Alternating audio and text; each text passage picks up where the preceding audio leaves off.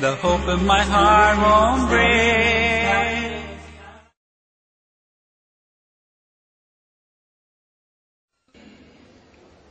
Alhamdulillah, wassalatu wassalam ala rasulillah wa ala alihi wa sahbihi ajmain, amma ba'd.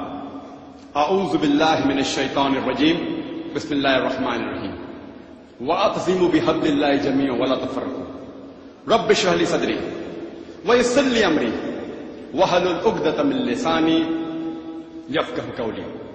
আমার শ্রদ্ধেয় গুরুজনেরা এবং প্রিয় আমার ভাই বোনেরা, আপনাদের সবাইকে স্বাগত জানাই ইসলামিক সম্ভাষণে। আসসালামু আলাইকুম ওয়া রাহমাতুল্লাহি ওয়া বারাকাতুহু। আল্লাহ সুবহানাহু ওয়া তাআলার দয়া, শান্তি এবং রহমত আপনাদের সবার উপরে বর্ষিত হোক। আজকের এই সুন্দর আলোচনার টপিক হচ্ছে মুসলিম উম্মার মধ্যে একতা। টপিক হলো মুসলিম উম্মার মধ্যে একতা। টপিকটা খুবই গুরুত্বপূর্ণ, একেবারে আলাদা আর খুবই স্পর্শকাতর ইস্যু। গুরুত্বপূর্ণ কারণ মুসলিমদেরকে ওই দ্বিমত পোষণ করবে না যে মুসলিম উম্মার মধ্যে কোনো একতা নেই, সেজন্য এটা খুব গুরুত্বপূর্ণ টপিক। আর টপিকটা একেবারে আলাদা কারণ আপনারা সবাই হয়তো এটা জানেন যে আমার বেশিরভাগ লেকচারের উদ্দেশ্য থাকে দাওয়া দেওয়া, প্রধান লক্ষ্য থাকে অমুসলিমরা আর সেই সাথে মুসলিম ভাই বোনেরা। আমি সাধারণত দুই ধরনের লেকচার দিয়ে থাকি। একটা টাইপ, সেটা হলো কম্পারেটিভ রিলিজিয়ান, যেমন ধরেন হিন্দুইজম ও ইসলাম ধর্মের মধ্যে সাদৃশ্য, ইসলাম ও খ্রিস্টান ধর্মের মধ্যে সাদৃশ্য, হিন্দু ধর্মগ্রন্থে মোহাম্মদ সাল্লাল্লাহু আলাইহি সাল্লাম, পৃথিবীর বিভিন্ন ধর্মগ্রন্থে মোহাম্মদ সাল্লাল্লাহু আলাইহি সাল্লাম। যিশু কি ঈশ্বর? যিশু খ্রিস্ট কি আসলে ক্রুশবিদ্ধ হয়েছিলেন? এরকম আরো অনেক। যদিও এই লেকচারগুলোর প্রধান লক্ষ্য হচ্ছে অমুসলিম ভাই বোনেরা, তাদেরকে ইসলাম ধর্ম সম্পর্কে জানাচ্ছি তাদের ধর্মের মাধ্যমে। এতে করে উপকার হয় মুসলিম ভাই বোনদেরও, তারা তাদের অমুসলিম বন্ধুদের দাওয়া দিতে পারে। তাহলে দুজনের জন্যই এই কম্পারেটিভ রিলিজিয়নের ব্যাপারটা, দুজনের জন্যই। অমুসলিমরা ইসলাম সম্পর্কে জানতে পারছে আর মুসলিমরা শিখতে পারছে কিভাবে অমুসলিমদের দাওয়া দিতে হবে।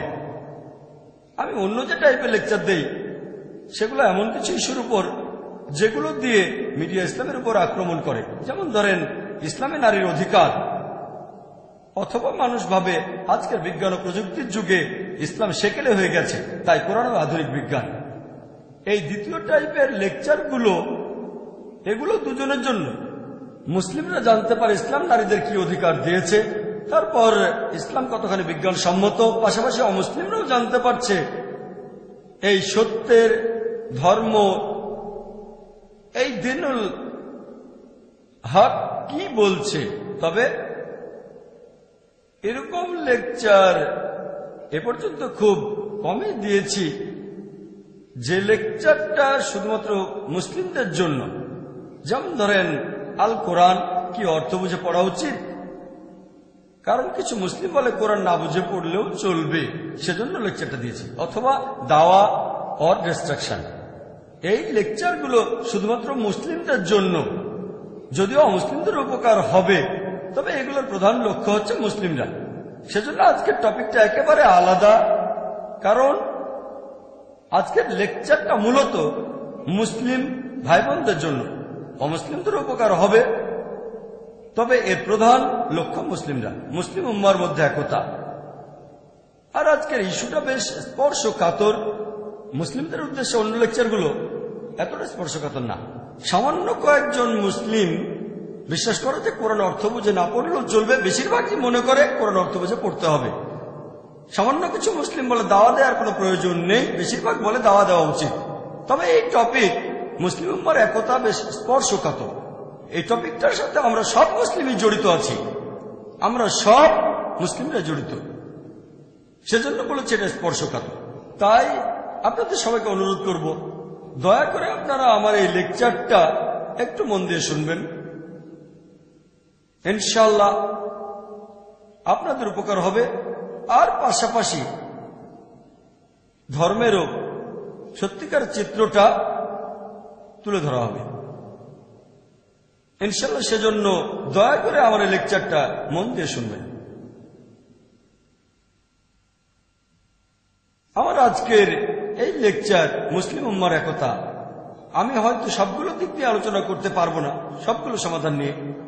আমি প্রধান প্রধান বিষয়গুলো নিয়েই বলবো। 1 নম্বর কারণটা মুসলিম উম্মার মধ্যে একতা না থাকার, সেটা হচ্ছে আমাদের মধ্যে এখন অনেক সম্প্রদায়, আর এছাড়াও এখনকার মুসলিম উম্মার মধ্যে অনেকগুলো মতবাদ প্রচলিত আছে। এটাকে বলতে পারেন মাজার, অথবা বলতে পারেন মাসলাক, অথবা বলতে পারেন মুসাল্লা। তাহলে প্রধান কারণ 1 নম্বর, সবচেয়ে প্রধান কারণটা হচ্ছে মুসলিম উম্মার মধ্যে এখন অনেকগুলো সম্প্রদায় এবং অনেকগুলো মতবাদ প্রচলিত আছে। সেটাকে মাজার অথবা মাসলাক অথবা মুসাল্লা বলা হয়। ইনশাআল্লাহ আমি অন্ততপক্ষে এই প্রধান পয়েন্টটা নিয়ে আলোচনা করব, অন্যান্য পয়েন্টের চেষ্টা করব। আর আমার এই লেকচারের একটা বড় অংশ, সেটা থেকে প্রশ্ন উত্তরের ফরম্যাটে। আমরা দৈনন্দিন জীবনে প্রায় এই প্রশ্নগুলোর মুখোমুখি হই, যাতে করে যখন সেই প্রশ্নটা করা হবে প্রত্যেক মুসলিম ভাই বোন নিজেকে তখন সেই প্রশ্নটা করবেন আর নিজেরাই উত্তর দেবেন। এতে করে আপনারা জানতে পারবেন যে আপনাদের অবস্থানটা আসলে কোথায়।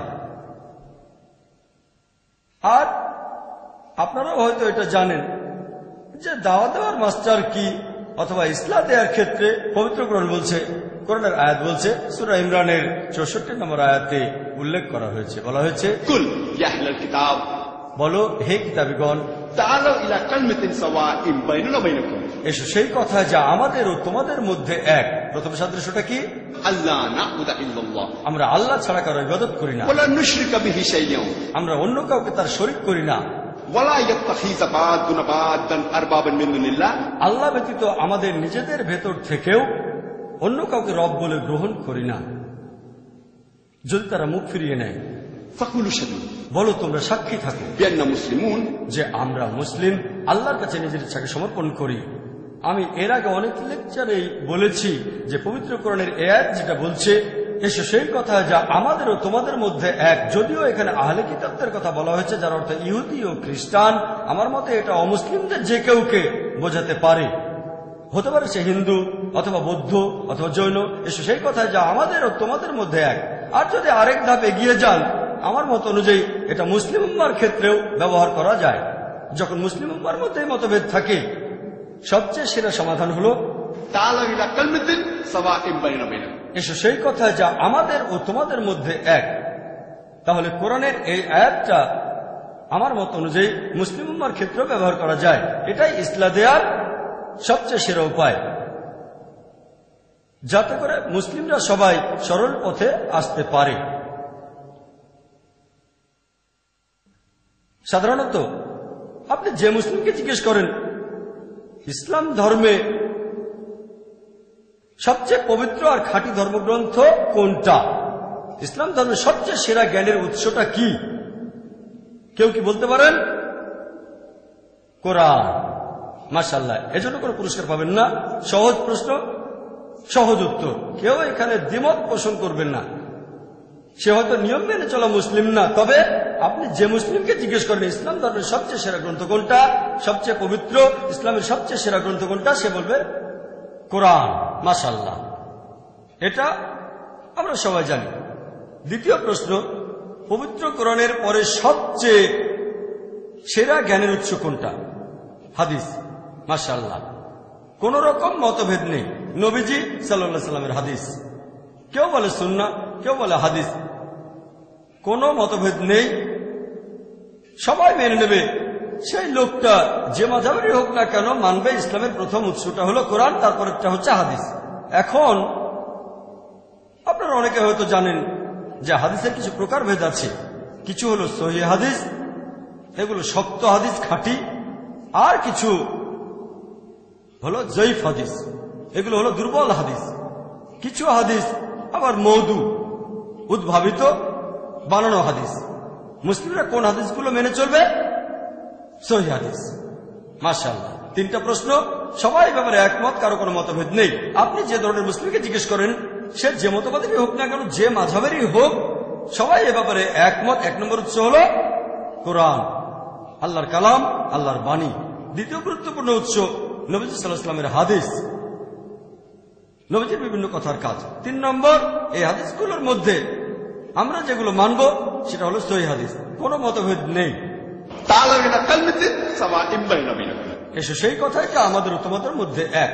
এই উত্তরের উপর ভিত্তি করে আমরা সবাই সামনে এগিয়ে যাব। তবে যখন কোনো মুসলিমকে জিজ্ঞেস করি যে আপনার ধর্ম কি, অথবা আপনি কোন মতবাদ মেনে চলেন, অথবা আপনার মাযহাব কি,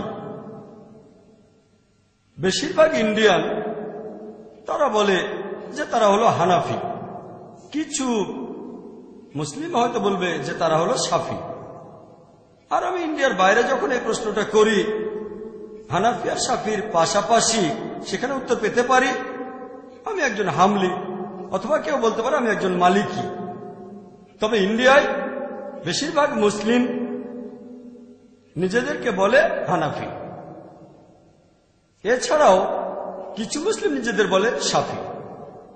আরো ভাগ আছে, তবে এই দুটো হলো প্রধান। আমি পরের প্রশ্ন করি, ভাই আপনি কেন হানাফি, আপনি কেন শাফি নন? এখানে কমন উত্তর যেটা পাই, কারণ আমার বাবা মা ছিলেন হানাফি, আমার বাবা হানাফি, আমার মা হানাফি, সেজন্য আমিও হানাফি। আমি তখন সে লোককে প্রশ্ন করি, আপনার বাবা শাফি হলে কি হতো? সে তখন বলবে, ভাই জাকির, আমার বাবা যদি শাফি হতেন আমিও শাফি হতাম। খুব সহজ উত্তর, খুব ভালো কথা। আরেকটা সহজ প্রশ্ন, আপনার বাবা মা অমুসলিম যদি হতো তাহলে কি হতো? আপনি তাহলে কি হতেন? তখন সে অনেকক্ষণ চুপ থাকবে। আপনি আমাকে যুক্তিটা দিলেন, যেহেতু আপনার বাবা মা হানাফি সেজন্য আপনি হানাফি। বাবা মা শাফি হলে আপনিও শাফি হতেন, লজিক্যাল কথা। বাবা মা অমুসলিম হলে তখন কি হতো? সে অনেকক্ষণ চুপ থাকবে। ভাই আপনি চুপ করে আছেন কেন? তখন সে নরম গলায় বলবে, তাহলে আমিও হয়তো অমুসলিমই হতাম। নরম ভাবে বলবে, আমি হয়তো অমুসলিমই হয়ে যেতাম। এখন আপনার বয়স হয়তো 30-40 বছর হবে। এখন আপনি আমাকে উত্তর দিচ্ছেন যে আপনি একজন অমুসলিম, হতে পারেন হিন্দু বা খ্রিস্টান অথবা ইহুদি অথবা জৈন। আপনি আমাকে উত্তর দিলেন যে আপনি একজন অমুসলিম, কারণ আপনার বাবা একজন অমুসলিম, আপনার মাও একজন অমুসলিম। আপনি কি মাপ পাবেন? কোনো কথা নেই, সে উত্তর দিতে পারবে না। যদি বলেন মাপ পাবেন, তাহলে যত অমুসলিম আছে তারা সবাই মাপ পাবে, কারণ বেশিরভাগের বাবা মাই ছিল অমুসলিম। সে কোনো কথা বলবে না। তারপর সে আমাকে উত্তর দেবে একটু চিন্তা করে, যদি আল্লাহ আমাকে হেদায়েত করেন তাহলে আমি মুসলিম হয়ে যাব। আমি বললাম ভালো, আল্লাহ হেদায়েত করলে আপনি মুসলিম হয়ে যাবেন। তবে আল্লাহ পবিত্র কোরআনে বলছেন, সূরা আনকাবুতের 69 নম্বর আয়াতে উল্লেখ করা হয়েছে যে যদি তুমি সংগ্রাম করো আল্লাহ সুবহানাহু ওয়া তাআলার পথে, জিহাদ ফি সাবিলিল্লাহ, আল্লাহ সুবহানাহু ওয়া তাআলা তোমার সামনে রাস্তা খুলে দেবেন। এখানে শর্ত হলো আপনি সংগ্রাম করবেন। যদি সংগ্রাম করেন আল্লাহ আপনাকে হেদায়েত করবেন। আল্লাহ এই প্রতিশ্রুতি দিয়েছেন, যদি আপনি আল্লাহ সুবহানাহু ওয়া তাআলার পথে সংগ্রাম করেন আল্লাহ তাহলে আপনার রাস্তা খুলে দেবেন। তাহলে শর্ত হলো যদি সংগ্রাম করেন আল্লাহ আপনার রাস্তা খুলে দেবেন। যেমন গতকাল আপনারা দেখেছেন, বেশ কয়েকদিন ধরে অনেক অমুসলিম আমার কাছে প্রশ্ন করছে যে আমি তো অমুসলিম পরিবারে জন্মেছি, এটা আমার দোষটা কোথায়? আমি উত্তর দিয়েছিলাম, গতকাল অনেকেই এখানে ছিলেন, আমি তাকে প্রমাণ করে দেখিয়েছি যে যদি আপনি এখন ইসলাম গ্রহণ করেন আপনার আগের সব পাপ থেকে ক্ষমা পাবেন। তাহলে এভাবে একটা সুযোগ পাবেন। অনেক অমুসলিম ইসলাম গ্রহণ করেছে। তাহলে শর্ত হলো আপনাকে সংগ্রাম করতে হবে। কোন অমুসলিমকে হয়তো বলেছেন আপনি, তাদের ইসলাম ধর্ম মেনে চলা উচিত সত্যকে পাওয়ার জন্য। যদি কোনো অমুসলিম আপনাকে প্রশ্ন করে আপনি কেন মুসলিম, যদি উত্তর দেন যে আমার বাবা ছিল মুসলিম, সেই অমুসলিম বলবে সত্যি করে বলেন তো আপনি কখনো সত্যিকে খোঁজার চেষ্টা করেছেন? তাহলে আপনার দায়িত্ব ইসলাম সম্পর্কেও জ্ঞান অর্জন করা। পড়বেন কোরআন এবং হাদিস, বাধ্যতামূলক। অমুসলিমদের পাশাপাশি মুসলিমদেরও বলবেন আপনারা সত্যের পথে থাকেন। আমি কি বলতে পারি? আলহামদুলিল্লাহ, আপনার বাবা মা মাশাআল্লাহ হানাফি বা শাফি, তারা তো সবাই মুসলিম। আমার বাবা মাও মুসলিম ছিলেন, আলহামদুলিল্লাহ, সেজন্য আমিও মুসলিম। আল্লাহর দয়া, আলহামদুলিল্লাহ। তাকে পরে প্রশ্ন করব যে ভাই, আপনি বললেন আপনি একজন হানাফি, কোনটা বেশি ভালো? হানাফি বেশি ভালো নাকি শাফি বেশি ভালো? এটা আমার পরের প্রশ্ন। কোনটা বেশি ভালো, হানাফি না শাফি? এই সব মুসলিম সম্প্রদায়ের বেশিরভাগ লোক এখানে উত্তর দেবে 4 জন আলেম এটা বানিয়েছেন। সুন্নিদের মধ্যে 4টা আলাদা মাযহাব অথবা বলা যায় সম্প্রদায়, সবাই এই উত্তরটাই দেয়। সুন্নিদের মধ্যে 4টা মতবাদ, হানাফি, মালিকি, শাফি, হাম্বলি, এই 4টা আলাদা মতবাদের সবাই হলো বারহাক, তারা সবাই সঠিক। কিছু লোক বলবে হানাফি হলে ঠিক আছে, কেউ বলবে শাফি হলে ঠিক আছে, তবে বেশিরভাগ মুসলিমই বলছে 4 জন আলেমই ঠিক বলেছেন, তারা 4 জনই সঠিক কথা বলেছেন। তারপর থেকে আরেকটা সহজ প্রশ্ন করি। প্রশ্নটার সাথে সবাই মোটামুটি পরিচিত, মোটেও কঠিন না, সহজ। তারপর প্রশ্ন করি, ভাই আপনার মুসাল্লার ভেতরে আপনার মাসালাকে আপনার মাযহাবে হানাফি মুসাল্লায় দেখবেন, ধরেন একজন লোক অজু করল, তারপর দুর্ঘটনাবশত সে একটা মহিলাকে অথবা মহিলাটাকে টাচ করল। এখন তার অজুটা কি ভেঙে যাবে নাকি অজুটা ঠিক থাকবে? বলেন দেখি আপনার মত অনুযায়ী কি, অজুটা কি ভাঙলো নাকি? তাহলে কথা হলো, তার কি এখনো অজুটা আছে নাকি অজুটা ভেঙে গেছে? একজন হানাফি বলবে যে হানাফি মাযহাবের নিয়মে তার অজুটা ভাঙবে না। আমি তখন বললাম ভালো, এবারে পরের প্রশ্ন করি। শাফি মাযহাবের নিয়মে, শাফি মুসাল্লার নিয়মে যদি একজন লোক দুর্ঘটনাবশত কোনো মহিলাকে অথবা মহিলা সে পুরুষকে স্পর্শ করে, যে লোকটা কিছুক্ষণ আগে অজু করেছে, এখন তার অজুটা কি ঠিক থাকবে নাকি ভেঙে যাবে অজুটা? তার অজু কি ঠিক থাকবে নাকি তার অজু করতে হবে আবার? এর উত্তরটা হবে মাশাআল্লাহ, আপনারা সবাই এটা জানেন, সহজ প্রশ্ন সহজ উত্তর, অজু ভেঙে যায়, এটা কঠিন কিছু না। এখন পর্যন্ত সবগুলো প্রশ্ন সহজ, যে শাফি মুসাল্লার ভেতরে শাফি মাযহাবে অজুটা ভেঙে যাবে। এবারে পরের প্রশ্ন, এটাও খুব সহজ। আমি প্রশ্ন করছি, প্রিয় ভাইরা, দুটো কি একসাথে সঠিক হতে পারে? যে একজন মুসলিমের জন্য অজু ভেঙে যাবে যদি সে কোনো মহিলাকে স্পর্শ করে, আর অন্য একজন মুসলিমের জন্য অজু ভাঙবে না যদি সে অজু করা অবস্থায় কোনো মহিলাকে স্পর্শ করে। এখানে দুজনের কথাই কি সঠিক হতে পারে? আমি জিজ্ঞেস করছি না যে কে সঠিক, কারণ কে সঠিক বলতে গেলে কোরআন হাদিসের জ্ঞান থাকতে হবে। আমার প্রশ্ন সহজ, দুই পক্ষের কথাই কি সঠিক হতে পারে? না। সহজ প্রশ্ন, সহজ উত্তর, এজন্য পুরস্কার পাবেন না।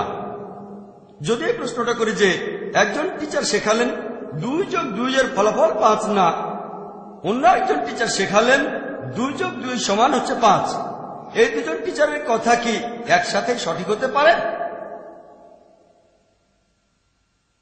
হ্যাঁ। যে লোকটা অঙ্ক করতে জানে না সে হয়তো বলবে হ্যাঁ, আমি আপনার সঙ্গে একমত।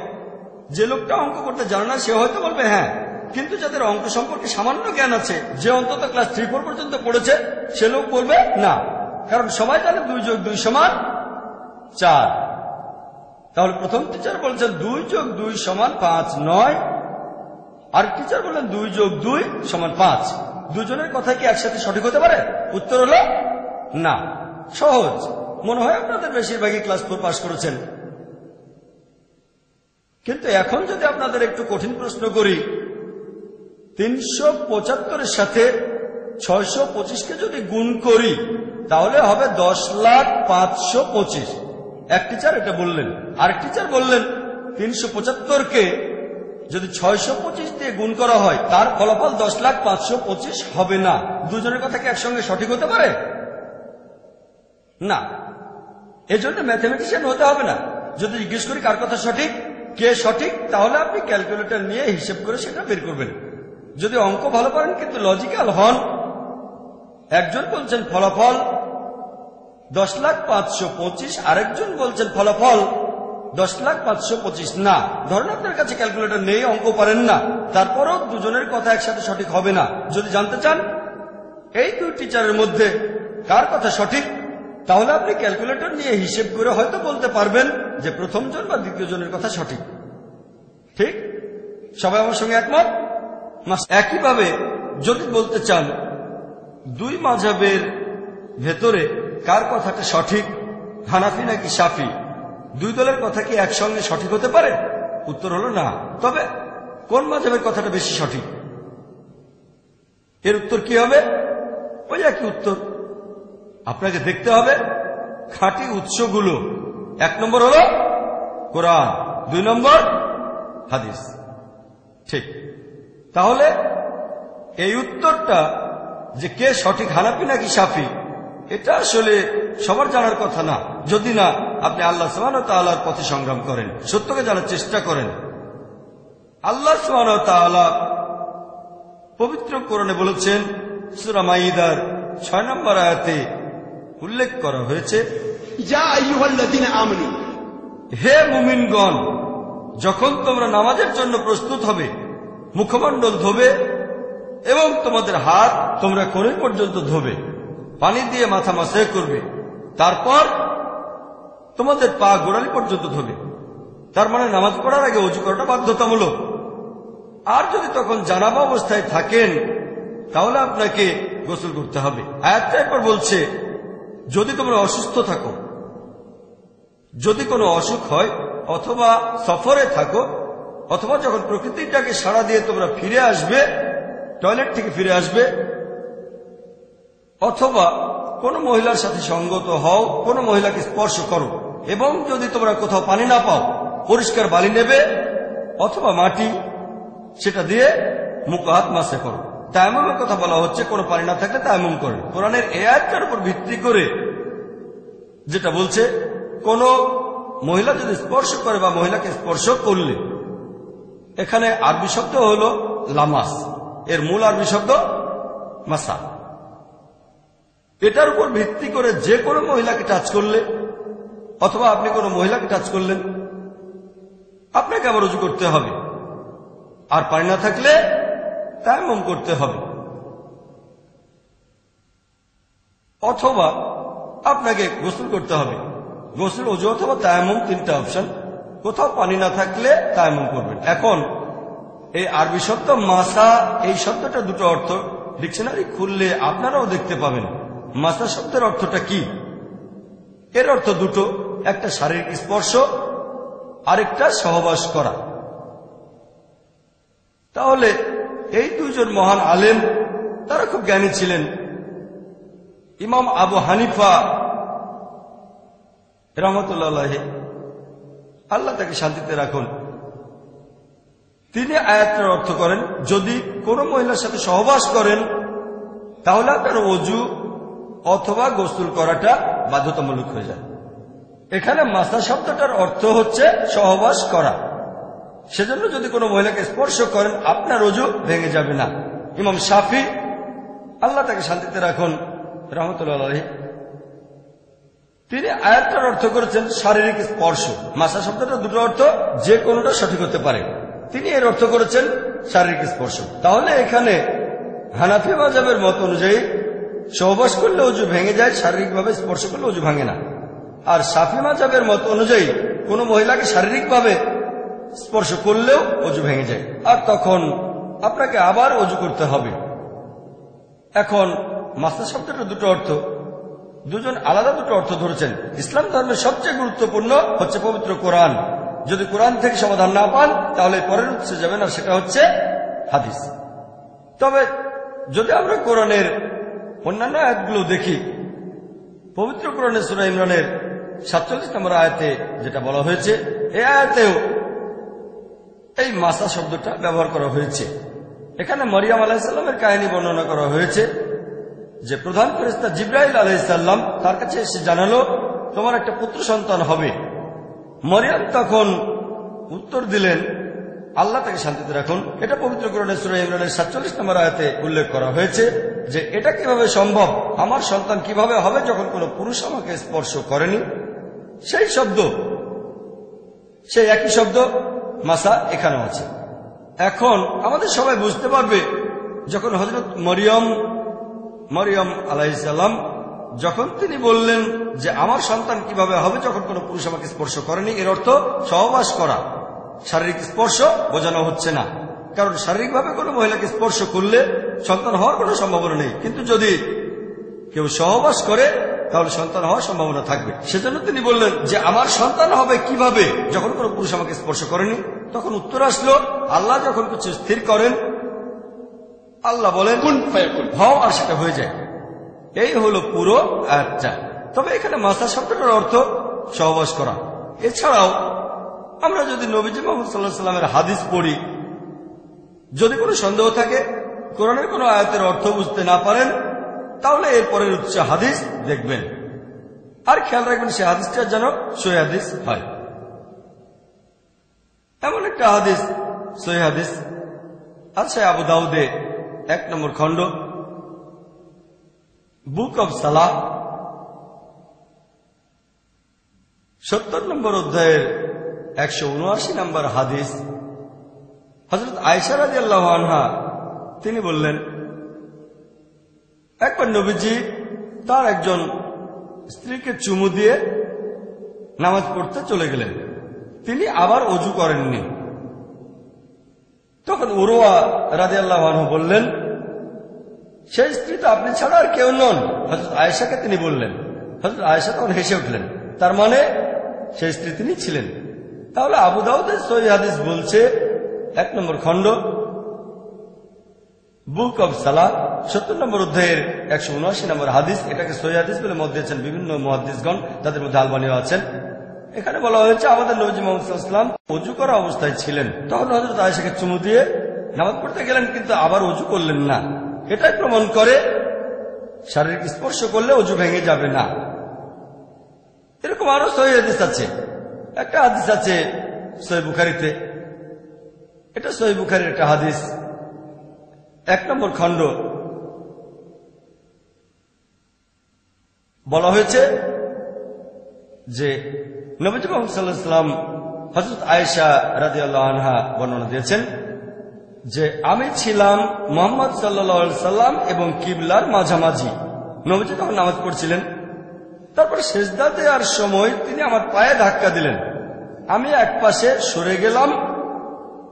তার মানে নামাজ পড়ার সময় নবীজি তার স্ত্রী হযরত আয়েশাকে স্পর্শ করেছিলেন, তারপরও নামাজ পড়ে গিয়েছেন। তার মানে স্পর্শ করলে ওযু ভেঙে যায় না। এছাড়াও আরো অনেক হাদিস আছে সহিহ হাদিস, যেগুলো প্রমাণ করে শারীরিক স্পর্শের কারণে ওযু ভেঙে যায় না। এই হাদিসটা আছে সহিহ বুখারীতে 1 নম্বর খণ্ডের 519 নম্বর হাদিস, সহিহ হাদিস। এখন আপনাদের প্রশ্ন করি, কার কথাটা সঠিক, ইমাম আবু হানিফার কথাটা নাকি ইমাম শাফির কথাটা? ইমাম আবু হানিফা, কারণ তার কথাগুলো পবিত্র কোরআন এবং সহিহ হাদিসের সাথে মিলে যাচ্ছে। কেউ আমাকে বলতে পারে, তাহলে কি বলছেন ইমাম শাফির কথাগুলো সব ভুল? আমি ইমাম শাফিকে শ্রদ্ধা করি, আল্লাহ তাকে শান্তিতে রাখুন, রাহমাতুল্লাহ আলাইহি, তাকে শ্রদ্ধা করি, সম্মান করি এবং ভালোবাসি। আমাদের নবীজি বলেছেন যে যদি কেউ ধর্ম সম্পর্কে গবেষণা করার পর কোন বিশেষজ্ঞ একটা মতামত দেয়, যদি তার মতামতটা সঠিক হয় সে একটা পুরস্কার পাবে। মতামত সঠিক হলে 2টো পুরস্কার পাবে, যদি মতামত ভুল হয় 1টা পুরস্কার পাবে। কোন বিশেষজ্ঞ যদি ফতোয়া দেন, নিজের মতামত দেন, যদি সেটা সঠিক হয় তিনি 2টো পুরস্কার পাবেন, তবে যদি ভুলও হয় তিনি 1টা পুরস্কার পাবেন। আমি বলছি না যে ইমাম শাফি রাহমাতুল্লাহ আলাইহি তিনি জ্ঞানী ছিলেন না, তিনি অবশ্যই জ্ঞানী ছিলেন, তিনি অনেক কিছু জানতেন। তবে আমাদের বুঝতে হবে সেই সময় যখন ইমাম হানিফা বা ইমাম শাফি রাহমাতুল্লাহ আলাইহি ওনারা যখন বেঁচে ছিলেন, সব হাদিস তখন সংগ্রহ করা হয়নি। সংগ্রহ করা শুরু হয়েছে আরো আগে, তবে শেষ হয়েছে অনেক পরে। এখন হতে পারে আবু দাউদের এই হাদিসটা 1 নম্বর খণ্ড 70 নম্বর অধ্যায়ের 179 নম্বর হাদিস, এছাড়াও সহিহ বুখারীর এই হাদিসটা 1 নম্বর খণ্ডের 519 নম্বর হাদিস, এটা ইমাম শাফির কাছে পৌঁছায়নি। যেহেতু হাদিসটা তার কাছে পৌঁছায়নি, তিনি দুটো অপশনের একটা বেছে নিয়েছেন, শারীরিক স্পর্শ বা সহবাস। তিনি এটাকে ধরেছেন শারীরিক স্পর্শ। এমন না যে তিনি জ্ঞানী নন, হয়তো এই হাদিসটা তার কাছে পৌঁছায়নি। তাহলে পবিত্র কোরআনের এই আয়াতে একটা শব্দে দুটো অর্থ হতে পারে, তিনি একটা অর্থ ধরেছেন। এমন না যে তিনি ইচ্ছা করেই ভুলটা করেছেন, এমন বলেছেন কারণ হতে পারে হাদিসটা তার কাছে পৌঁছায়নি। আরেকটা উদাহরণ দেই, আপনাদের প্রশ্ন করি যে নামাজ পড়ার সময় যেখানে শব্দ করে পড়তে হয়, মানে ফজরের নামাজ, তারপর মাগরিব আর এশার নামাজ, ইমাম যখন সূরা ফাতিহা পড়া শেষ করেন, এখানে হানাফি মাযহাব যেটা করে, যখন তারা জামাতে নামাজ আদায় করে তারা তখন আমিন শব্দটা জোরে বলে নাকি জোরে বলে না? ইমাম আবু হানিফার মতে, হানাফি মাযহাবের মত অনুযায়ী আমিন শব্দটা জোরে বলবেন না। ইমাম যখন সূরা ফাতিহা পড়া শেষ করবেন মনে মনে বলবেন। তবে ইমাম শাফির মত অনুযায়ী, আল্লাহ তাকে শান্তিতে রাখুন, শাফি মাযহাবের অনুসারীরা যখন জামাতে নামাজ আদায় করে তারা আমিন কি শব্দ করে বলে নাকি বলে না? উত্তর হলো বলে। সহজ, আপনারা সবাই এটা জানেন, আমরা সবাই এটা জানি। হানাফি মাযহাব যেটা করে তারা শব্দ করে আমিন বলে না, আবার শাফি মাযহাব তারা শব্দ করে বলে। ফজরের নামাজ, মাগরিব আর এশার নামাজে এখানে কে সঠিক? যদি না জানেন তাহলে কোরআন এবং হাদিস দেখবেন। পবিত্র কোরআনে এমন কোন আয়াত দেখি না যেটা বলছে আমিন শব্দ করে বলতে হবে বা হবে না। তাহলে আমরা ইসলাম ধর্মের পরের উৎসটা দেখবো, আর সেটা হচ্ছে হাদিস। যখন আমরা সহিহ হাদিস পড়ি, এটা আছে সহিহ বুখারীতে 1 নম্বর খণ্ড, বুক অব আজান, 111 নম্বর অধ্যায়, 780 নম্বর হাদিস। নবীজি সাল্লাল্লাহু আলাইহি সাল্লাম তিনি বলেছেন যে শব্দ করে আমিন বলো সূরা ফাতিহা শেষ হলে, শব্দ করে আমিন বলো, তখন তোমরা যদি ফেরেশতাদের সঙ্গে একই সাথে আমিন বলো তোমাদের অতীতের সব গুনাহ ক্ষমা করা হবে। পরের হাদিসটা সহিহ বুখারী 1 নম্বর খণ্ড, বুক অব আজান, 112 নম্বর অধ্যায়, 781 নম্বর হাদিস। নবীজি বলেছেন, তোমাদের কারো আমিন বলার সময়ে যদি ফেরেশতাগণের ভেতরেও কেউ আমিন বলে তোমাদের অতীতের সব গুনাহ ক্ষমা করা হবে। সহিহ বুখারী 1 নম্বর খণ্ড, বুক অব আজান, 113 নম্বর অধ্যায়, 782 নম্বর হাদিস। নবীজি বলেছেন, যখন ইমাম বললেন গায়রুল মাগদুবি আলাইহিম ওয়ালাদ-দাল্লিন, শব্দ করে আমিন বলো, তোমাদের আমিন বলার সময় যদি ফেরেশতাগণের কেউ আমিন বলে তোমাদের আগের সব গুনাহ ক্ষমা করা হবে। আমি এখানে সহিহ বুখারী থেকে 3টা হাদিসের উদ্ধৃতি দিলাম যে সূরা ফাতিহার শেষ শব্দ করে আমিন বলতে হবে। একইভাবে সহিহ মুসলিমে সব মিলিয়ে মোট 6টা হাদিস আছে। যদি সহিহ মুসলিম পড়েন 1 নম্বর খণ্ড, বুক অব সালাহ, 116 নম্বর অধ্যায়ের 811 নম্বর হাদিস থেকে 16 নম্বর হাদিস পর্যন্ত সহিহ মুসলিমে সব মিলিয়ে মোট 6টা হাদিস বলছে যে শব্দ করে আমিন বলতে হবে। আমি এখানে আপনাদের 9টা হাদিসের রেফারেন্স দিলাম যেগুলো বলছে যে শব্দ করে আমিন বলতে হবে। এখন আপনাদের একটা প্রশ্ন করি, এখানে কে সঠিক, হানাফি মাযহাব নাকি শাফি মাযহাব? শাফি মাযহাব সহজ, যেটা কোরআন এবং হাদিসের সাথে মিলে যাবে সেটাই মেনে চলবে, সহজ। এবার আমার প্রশ্নতে আসি।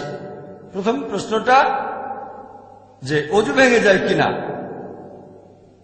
যদি কোনো পুরুষ দুর্ঘটনাবশত কোনো মহিলাকে স্পর্শ করে ফেলে অথবা মহিলা পুরুষকে, চিন্তা করেন একজন অমুসলিম যদি ইসলাম গ্রহণ করে আর আমাকে জিজ্ঞেস করে যে ভাই জাকির আমার অজু থাকা অবস্থায় যদি কোনো মহিলা আমাকে টাচ করে বা আমি তাকে টাচ করি, তাহলে কি আমাকে আবার অজু করতে হবে? আমার অজু কি ভেঙে যাবে? তাকে কি আমি জিজ্ঞেস করব যে আপনার বাবা হানাফি না শাফি? তার বাবা তো ছিল অমুসলিম। তাহলে উত্তর হবে কোরআন এবং সহিহ হাদিস অনুযায়ী। কোরআন আর সহিহ হাদিসে বিশ্লেষণ করলে জানতে পারবেন যে এতে করে অজু ভাঙবে না।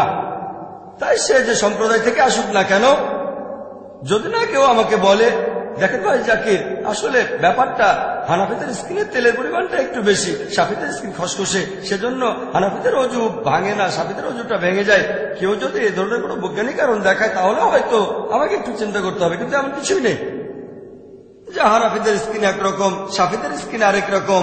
আমাদের ফিরে যেতে হবে আল্লাহ এবং রাসূলের কাছে। তারপর কোরআন আর হাদিস বিশ্লেষণ করে দেখব, তাহলে উত্তরটা পাবো।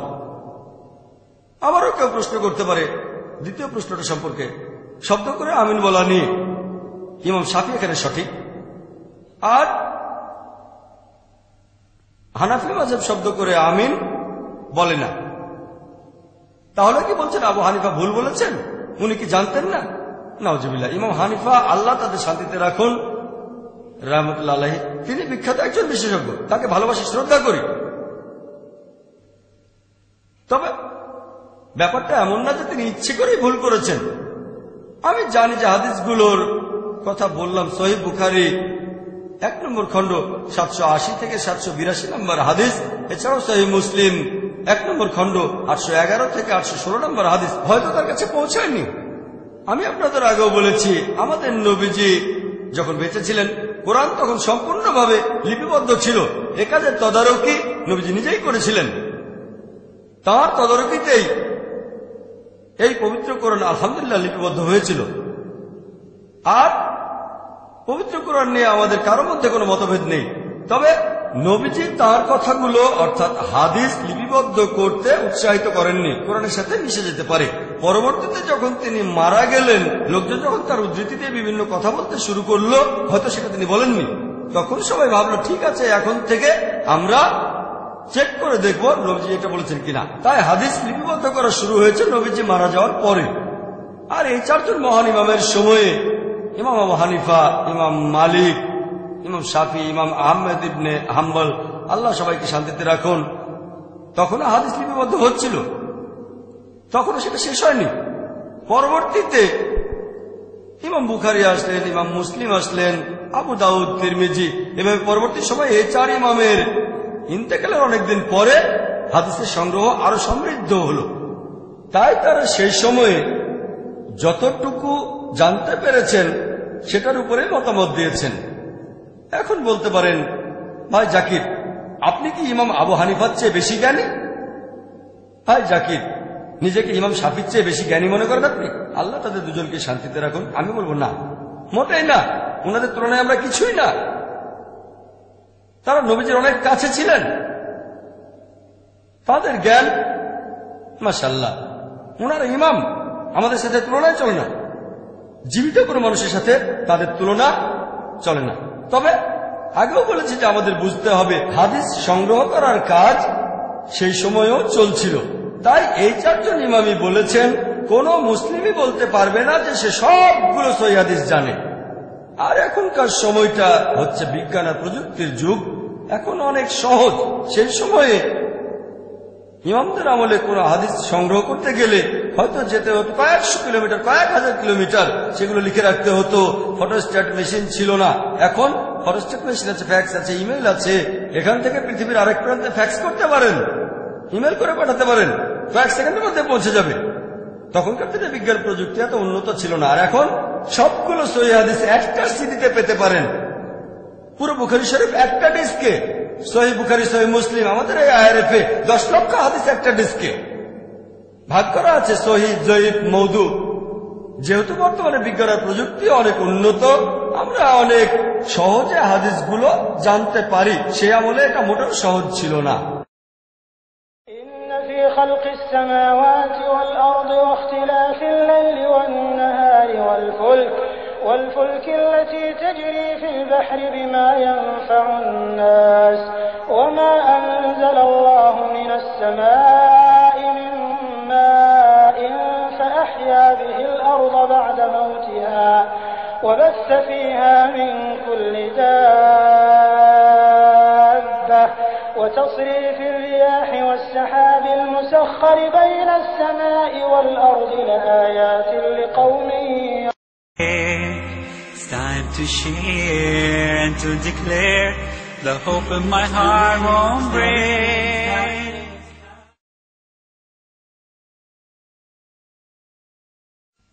মনে করেন এখন একজন ছাত্র সে পাশ করলো বিএসসি, ব্যাচেলর অব সায়েন্স।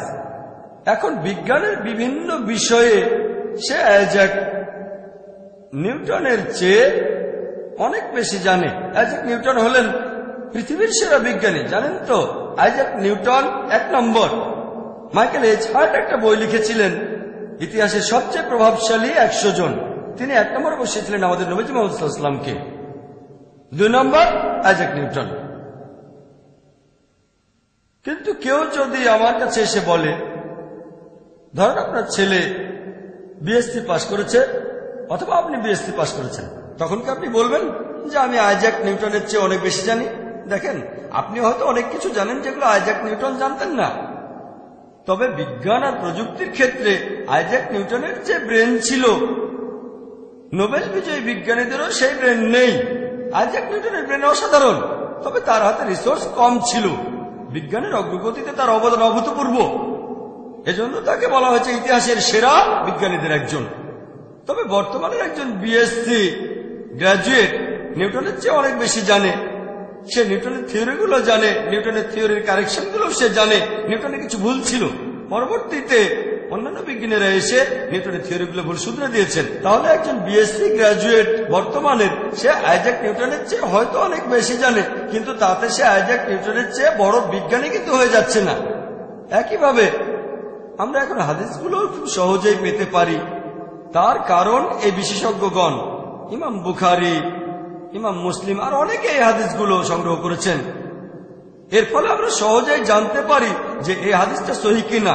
বিজ্ঞান ও প্রযুক্তির কারণে এটা সহজ হয়ে গেছে। তার মানে এই না যে আমরা এই 4 জন ইমামের চেয়ে বড়, আমরা অনেক বেশি জানি, না, মোটেও ঠিক না। আমি এই দাবি করব না, অন্য কোনো মুসলিমও করবে না। এমন না যে আমরা তাদের চেয়ে বড়, অনেক বেশি জানি। বর্তমানের বিজ্ঞান আর প্রযুক্তির কারণে আমরা এগুলো সহজেই জানতে পারি। তাই এই পয়েন্টটা আপনাদের পরিষ্কার করেই বললাম। এজন্যই বলেছিলাম যে টপিকটা স্পর্শকাতর। 4 জন ইমামকেই আমরা শ্রদ্ধা করি, তাদের সবাইকে ভালোবাসি। আর মুসলিম উম্মার একতার জন্য যে সমাধানটা, সেটা আমাদের কাছেই আছে।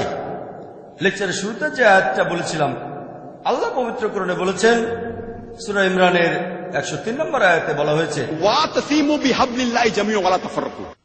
তোমরা সবাই আল্লাহর রজ্জু শক্ত করে ধরো, পরস্পর বিচ্ছিন্ন হও না। আল্লাহ তাআলার রজ্জু কোনটা? আল্লাহর রজ্জু হলো এই পবিত্র কোরআন। আল্লাহ বলেছেন, তোমরা সবাই আল্লাহর রজ্জু শক্ত করে ধরো, পরস্পর বিচ্ছিন্ন হও না। ওয়াতাসিমু বিহাবলিল্লাহি জামিআন ওয়া লা তাফাররাকু। সবাই আল্লাহর রজ্জু শক্ত করে ধরো, পরস্পর বিচ্ছিন্ন হও না। শক্ত করে ধরো আর বিচ্ছিন্ন হও না, ডাবল গুরুত্ব, দ্বিগুণ গুরুত্ব। আর পবিত্র কোরআনের অনেক আয়াতে বলা হয়েছে, আতিউল্লাহ ওয়া আতিউর রাসূল। আল্লাহ এবং তার রাসূলকে মেনে চলো। আল্লাহ আমাদের মুসলিমদের এই আদেশ দিয়েছেন। অনেক জায়গায় তিনি বলেছেন, সব মিলিয়ে 20টারও বেশি আয়াতে, পবিত্র কোরআনে 20টারও বেশি আয়াতে আল্লাহ তাআলা বলেছেন আতিউল্লাহ ওয়া আতিউর রাসূল। সূরা ইমরানের 32 নম্বর আয়াতে উল্লেখ করা হয়েছে, সূরা ইমরানের 132 নম্বর আয়াতে উল্লেখ করা হয়েছে, সূরা নিসার 13 নম্বর আয়াতে উল্লেখ করা হয়েছে, সূরা নিসার 59 নম্বর আয়াতে উল্লেখ করা হয়েছে, সূরা নিসার 69 নম্বর আয়াতে উল্লেখ করা হয়েছে, সূরা নিসার 80 নম্বর আয়াতে উল্লেখ করা হয়েছে, সূরা মাইদার 92 নম্বর আয়াতে উল্লেখ করা হয়েছে, সূরা আনফালের 1 নম্বর আয়াতে উল্লেখ করা হয়েছে, সূরা আনফালের 20 নম্বর আয়াতে উল্লেখ করা হয়েছে, সূরা আনফালের 46 নম্বর আয়াতে বলা হয়েছে, সূরা তাওবার 71 নম্বর আয়াতে উল্লেখ করা হয়েছে, সূরা নূরের 47 নম্বর আয়াতে উল্লেখ করা হয়েছে, সূরা নূরের 52 নম্বর আয়াতে উল্লেখ করা হয়েছে, সূরা নূরের 54 নম্বর আয়াতে উল্লেখ করা হয়েছে, সূরা আহজাবের 31 নম্বর আয়াতে উল্লেখ করা হয়েছে, সূরা আহজাবের 33 নম্বর আয়াতে উল্লেখ করা হয়েছে, সূরা মুহাম্মদের 33 নম্বর আয়াতে উল্লেখ করা হয়েছে, সূরা ফাতার 17 নম্বর আয়াতে উল্লেখ করা হয়েছে, সূরা হুজরাতের 14 নম্বর আয়াতে উল্লেখ করা হয়েছে, সূরা মুজাদিলার 13 নম্বর আয়াতে উল্লেখ করা হয়েছে, সূরা তাগাবুনের 12 নম্বর আয়াতে উল্লেখ করা হয়েছে। পবিত্র কোরআনে 20টারও বেশি আয়াতে আল্লাহ বলেছেন আতিউল্লাহ ওয়া আতিউর রাসূল, আল্লাহকে মানো এবং তার রাসূলকে মানো। তাহলে আল্লাহর রজ্জু এই পবিত্র কোরআন আর সহিহ হাদিস, নবীজি মুহাম্মদ সাল্লাল্লাহু আলাইহি ওয়াসাল্লাম। আল্লাহ তাআলা আমাদের বলেছেন তোমরা সবাই আল্লাহর রজ্জু শক্ত করে ধরো আর পরস্পর বিচ্ছিন্ন হও না। পবিত্র কোরআন এবং সহিহ হাদিস। আল্লাহ পবিত্র কোরআনে বলেছেন, সূরা আনামের 159 নম্বর আয়াতে উল্লেখ করা হয়েছে, আল্লাহ বলেছেন যে যারা দিন সম্পর্কে নানা মতের সৃষ্টি করেছে এবং বিভিন্ন দলে বিভক্ত হয়েছে, তাদের কোনো দায়িত্ব তোমার নয়। নবীজিকে বলছেন তাদের কোনো দায়িত্ব তোমার নয়, তাদের বিষয় আল্লাহর এখতিয়ারভুক্ত। আল্লাহ তাদের কৃতকর্ম সম্পর্কে অবহিত করবেন আর আল্লাহ তাদের বলবেন যে সত্যিটা কি। আল্লাহ নবীজিকে বলছেন যারা ধর্মে নানা মতের সৃষ্টি করে আর বিভিন্ন দলে বিভক্ত হয়, হে নবী, তাদের কোনো দায়িত্ব তোমার নয়, তাদের বিষয় আল্লাহর এখতিয়ারভুক্ত। আল্লাহ তাদের কৃতকর্ম সম্পর্কে অবহিত করবেন। তার মানে ইসলাম ধর্মে বিভিন্ন দল তৈরি করা হচ্ছে হারাম, এটা নিষিদ্ধ। আর পবিত্র কোরআনে এই কথাটা অনেকবার বলা হয়েছে। আল্লাহ পবিত্র কোরআনে বলেছেন, সূরা রুমের 31-32 নম্বর আয়াতে উল্লেখ করা হয়েছে, বলা হয়েছে মুশরিকদের অন্তর্ভুক্ত হয়েও না যারা আল্লাহ সুবহানাহু ওয়া তাআলার শরীক উপাসনা করে, আর তাদের মতো হয়েও না যারা দ্বীনে মতভেদ সৃষ্টি করে, বিভিন্ন দলে বিভক্ত হয় আর প্রত্যেক দল উল্লাস করে তারা সত্যের পথে আছে। আল্লাহ পবিত্র কোরআনে সূরা রুমের 31 ও 32 নম্বর আয়াতে উল্লেখ করেছেন, তাদের মতো হয়েও না যারা আল্লাহর সাথে কাউকে শরীক করে, আর তাদের মতো হয়েও না যারা দ্বীনে মতভেদ সৃষ্টি করে, বিভিন্ন দলে বিভক্ত হয় আর প্রত্যেকেই উল্লাস করে যে তারাই সঠিক সত্যের পথে আছে। আল্লাহ এই কথাটা আবারও বলেছেন সূরা মুমিনুনের 53 ও 54 নম্বর আয়াতে উল্লেখ করা হয়েছে যে তাদের মতো হয়েও না যারা দ্বীনে মতভেদ সৃষ্টি করে আর বিভিন্ন দলে বিভক্ত হয় এবং তারা প্রত্যেকেই উল্লাস করে যে একমাত্র আমরাই সত্যের পথে আছি। এছাড়াও পবিত্র কোরআনে সূরা শুরার 13 ও 14 নম্বর আয়াতে উল্লেখ করা হয়েছে যে তোমরা দ্বীনকে প্রতিষ্ঠিত করো আর কোন রকম মতভেদ সৃষ্টি করো না। পবিত্র কোরআনে এরকম আরো অনেক আয়াতে বলা হয়েছে বিভিন্ন দলে বিভক্ত হয়েও না। তাহলে ইসলাম ধর্মে বিভিন্ন দল তৈরি করা এটা হারাম, এটা নিষিদ্ধ। 4টা রেফারেন্স দিলাম, এরকম আরো আছে। তবে যদি কোনো মুসলিমকে জিজ্ঞেস করি যে আপনি কি, আপনার ধর্মটা কি, কেউ বলবে আমি হানাফি, কেউ বলবে আমি শাফি, কেউ বলবে আমি হামলি, কেউ বলবে আমি মালিকি, কেউ বলবে আমি সালাফি, কেউ বলবে আমি আহলে হাদিস। আমাদের প্রিয় নবীজি কি ছিলেন?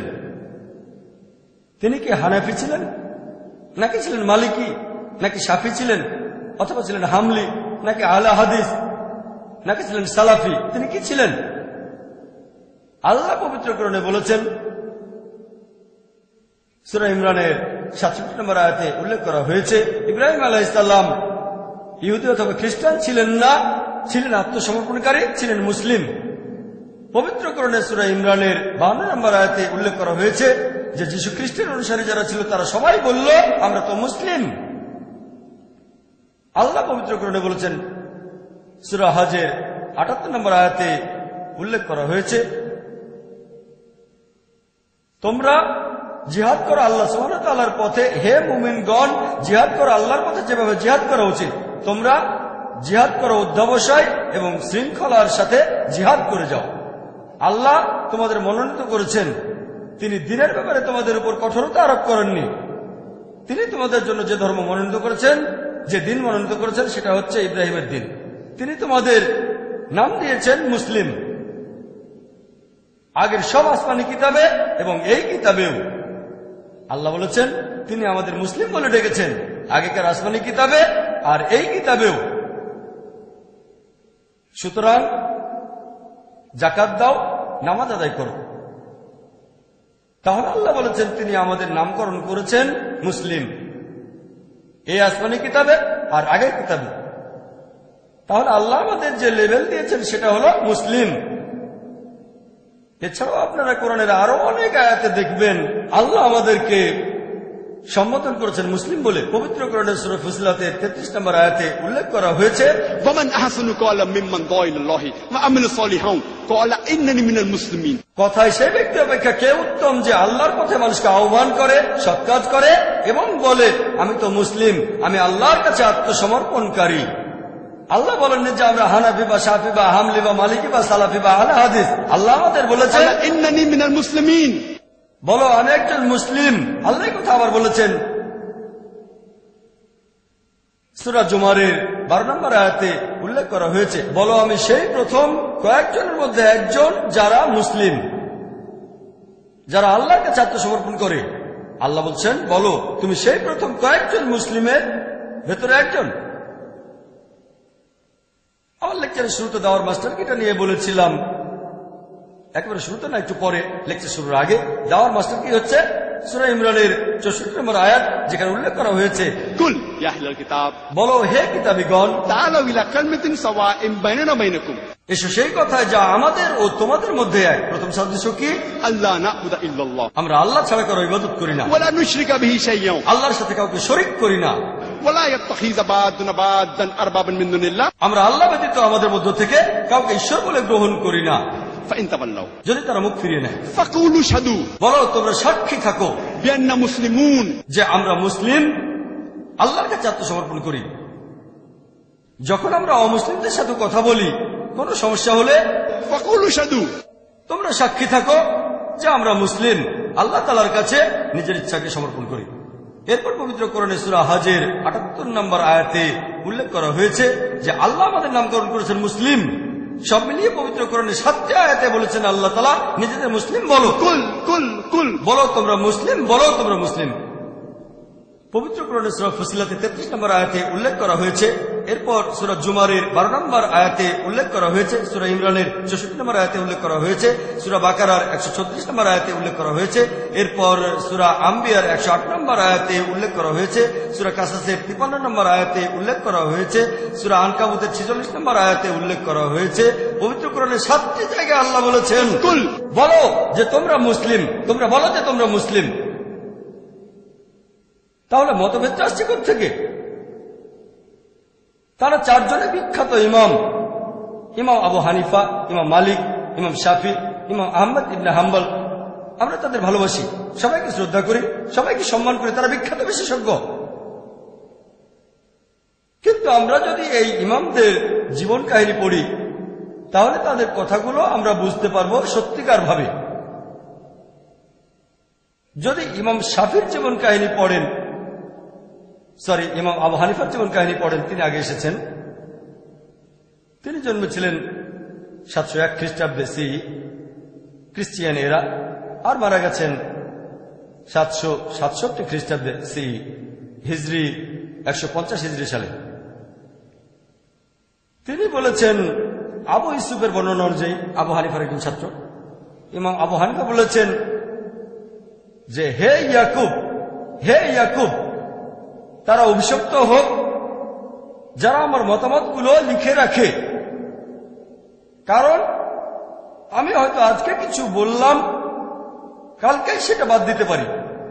হয়তো আগামীকাল একটা মতবাদ দেব, পরের দিনই সেটা বাতিল করব।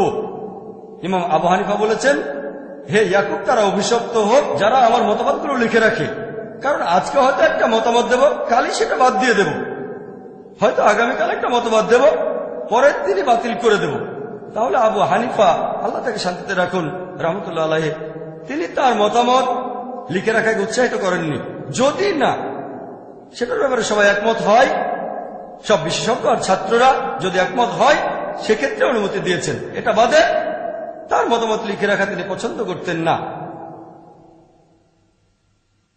আর ইমাম হানিফার একজন ছাত্রের কথা অনুযায়ী জুফার, তিনি বলেছেন যে ইমাম আবু হানিফা, তিনি বলেছেন যে আমাদের সাবধান থাকতে হবে, আমাদের মতামত, আমরা তো মানুষ, সেজন্য ভুল হয়ে যেতে পারে। আমি আজকে যে মতটা দিয়েছি, আবু হানিফা বলেছেন, বর্ণনা দিয়েছেন আবু হানিফার একজন ছাত্র জুফার, যে আমি লোকজনকে নিষেধ করি কোন কোনো প্রমাণ ছাড়া মতামতটা প্রচার করতে যে মতামতটা আমি দিয়েছি, আবু হানিফা বলেছেন যে আমি লোকজনকে নিষেধ করি কোন রকম প্রমাণ ছাড়া তারা যেন আমার মতামতগুলো প্রচার না করে। কোনো প্রমাণ ছাড়া আমার মতামতগুলো প্রচার করো না, আমার ফতোয়াগুলো অন্যদের কাছে প্রচার করো না। তার মানে যদি আপনি কোনো প্রমাণ না পান তাহলে ইমাম আবু হানিফার মতামতগুলো প্রচার করবেন না।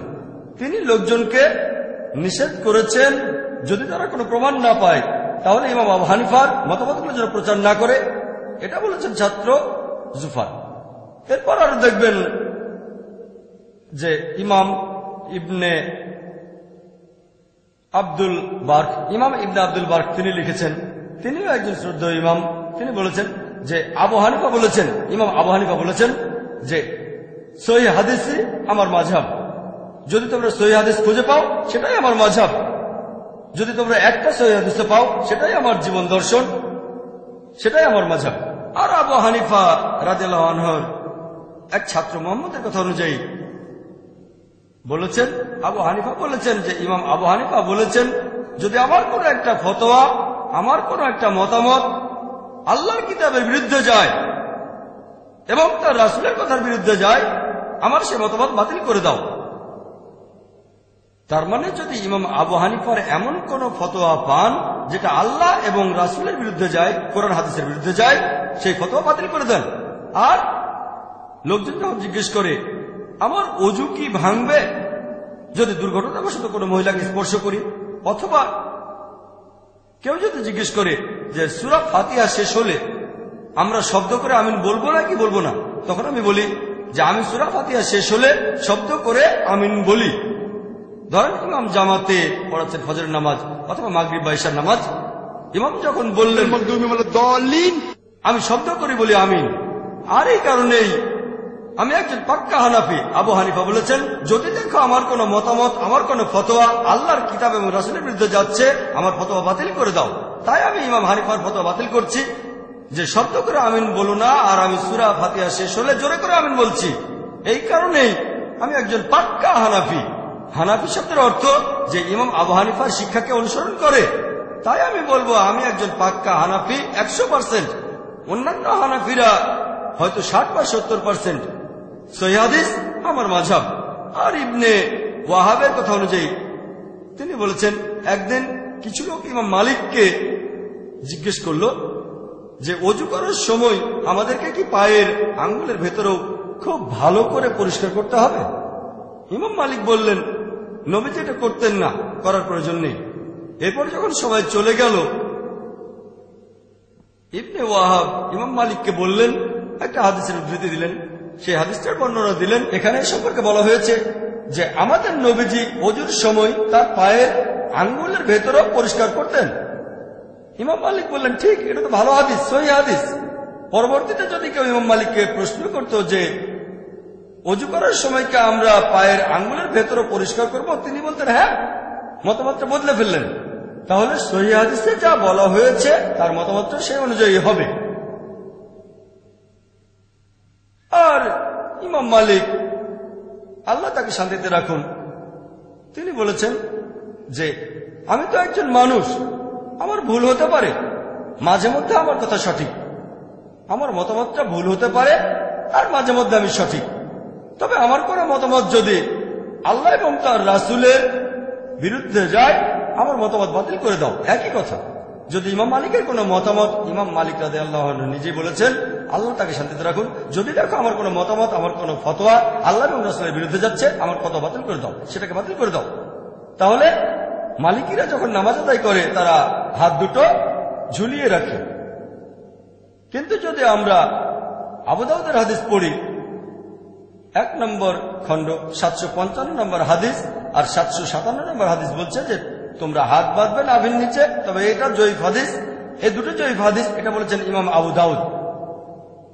আবু দাউদ 1 নম্বর খণ্ড 756 নম্বর হাদিস বলছে তোমরা নাভির উপরে হাত বাঁধো। এটার ভিত্তি জয়ীফ হাদিসটা চেয়ে বেশ শক্ত, কিন্তু পরের হাদিসটা আবু দাউদ 1 নম্বর খণ্ড 758 নম্বর হাদিস বলা হয়েছে যে নামাজ আদায় করার সময় তোমরা হাত বাঁধবে তোমাদের বুকের উপর।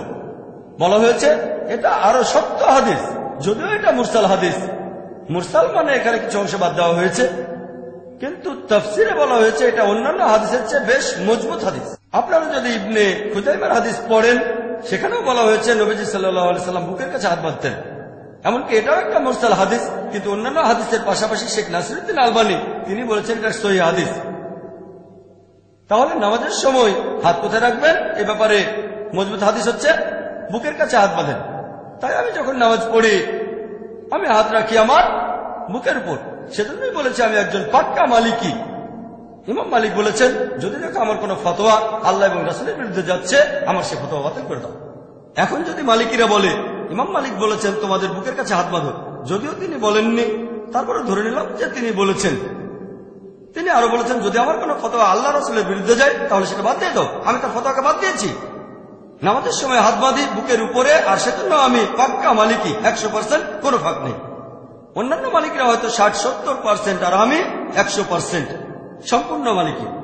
আর আপনারা যদি ইতিহাস পড়েন, আব্বাসীদের শাসন আমলে যখন আব্বাসীয় খলিফারা শাসন করতেন, আবু জাফর আর হারুনুর রশিদ, এই দুজন খলিফায় তারা ইমাম মালিকের ফতোয়াগুলো ছাপাতে চেয়েছিলেন, যেটাকে বলা হয় মুয়াত্তা মালিক। তিনি বললেন না, কারণ নবী সাল্লাল্লাহু আলাইহি সাল্লামের সাহাবীগণ বিভিন্ন প্রান্তে ছড়িয়ে আছেন। আমি যতটুকু জানি তার উপর ভিত্তি করে বিভিন্ন মতামত দেই।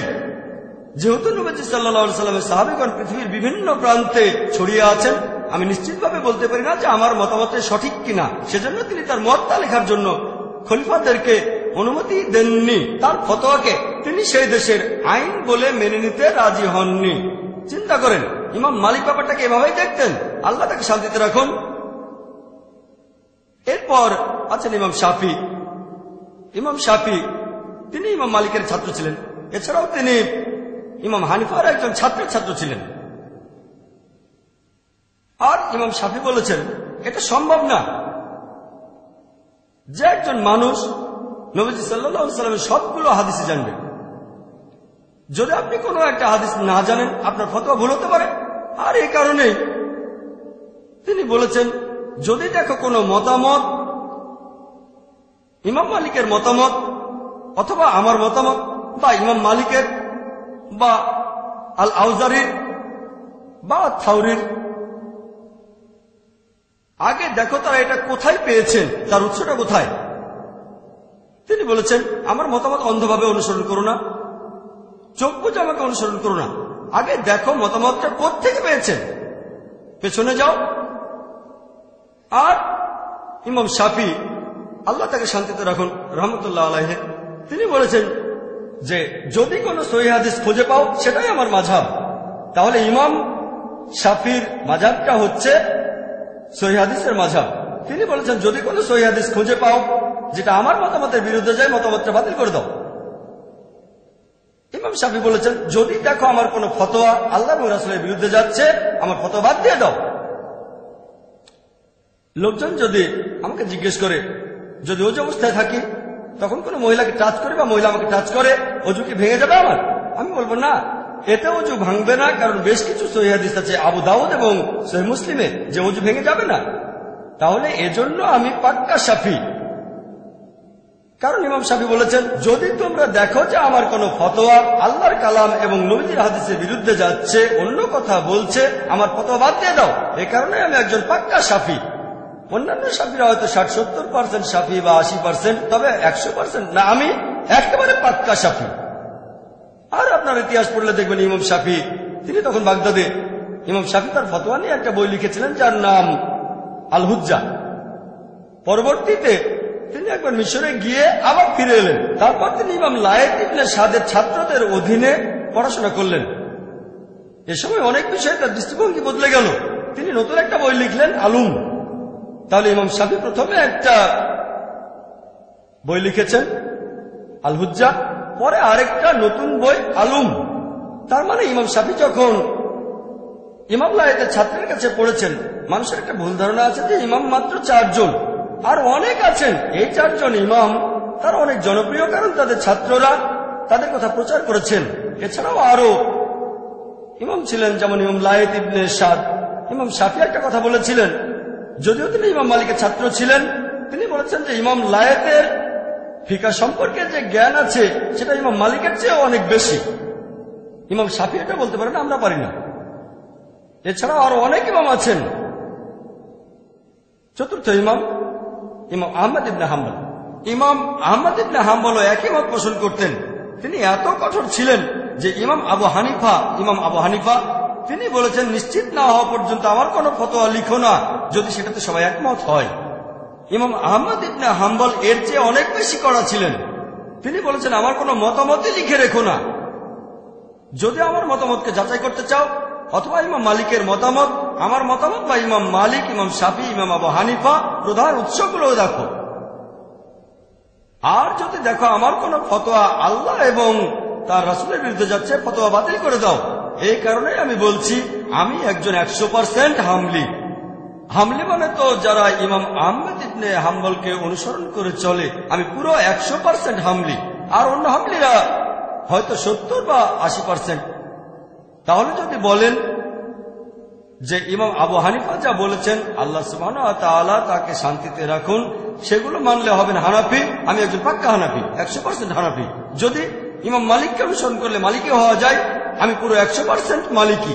আর যদি ইমাম শাফিকে অনুসরণ করলে শাফি হওয়া যায়, আমি 100% শাফি। আর যদি ইমাম আহমদ ইবনে হাম্বলকে মেনে চললে হামলি হওয়া যায়, আমি তাহলে 100% পাক্কা হামলি। কারণ এই চারজন বিখ্যাত ইমামই বলেছেন, যদি দেখো আমার কোন ফতোয়া আল্লাহ এবং রাসূলের বিরুদ্ধে যাচ্ছে, আমার ফতোয়া বাদ দিয়ে দাও তোমরা। দেখেন, এই চারজন ইমামের অনুসারী এই মাযহাবগুলো আসলে কি? মাযহাব শব্দের অর্থ কি? মাযহাব মানে পথ, যাওয়ার রাস্তা অথবা যাওয়ার সময়। মাযহাবের আরেকটা প্রতিশব্দ সুন্নাহ। সুন্নাহ শব্দটার অর্থ পথ। নবীজির সুন্নাহ মানে নবীজির দেখানো পথ। তাহলে এই চারজন বিখ্যাত ইমামের মাযহাব ছিল আমাদের নবীজির মাযহাব। চারজন ইমামই বলেছেন, যদি কোনো সহিহ হাদিস পাও আমার ফতোয়া বাদ দাও। তার মানে এই চারজন ইমাম, তাদের মাযহাব ছিল আমাদের রাসূলের মাযহাব। সহজ, রাসূলের দেখানো পথ। ইমাম আবু হানিফা রাদিয়াল্লাহু আনহু, আল্লাহ তাকে শান্তিতে রাখুন, তিনি নতুন করে হানাফি মাযহাব বলে কিছু চালু করেননি। ইমাম মালিকি মাযহাব নামে নতুন কিছু চালু করেননি। ইমাম শাফি নতুন করে শাফি মাযহাব চালু করেননি তিনি। ইমাম আহমদ ইবনে হাম্বল, তিনি হামলি মাযহাব নামে নতুন কিছু চালু করেননি। তারা সবাই নবীজির মাযহাব অনুসরণ করেছেন। খ্রিস্টানদের মধ্যে এরকম একটা ভুল ধারণা আছে, যীশু খ্রিস্ট খ্রিস্টান ধর্ম প্রচার করতে আসেননি, তিনি এসেছিলেন ইসলাম প্রচার করতে। একইভাবে এই চারজন ইমামের সবাই এসেছিলেন আমাদের জ্ঞান দিতে, আল্লাহ এবং রাসূলের বিভিন্ন নির্দেশের ব্যাখ্যা দিতে। তারা নবীজি সাল্লাল্লাহু আলাইহি ওয়াসাল্লামের মাযহাব ছাড়া অন্য কোনো মাযহাবে ছিলেন না।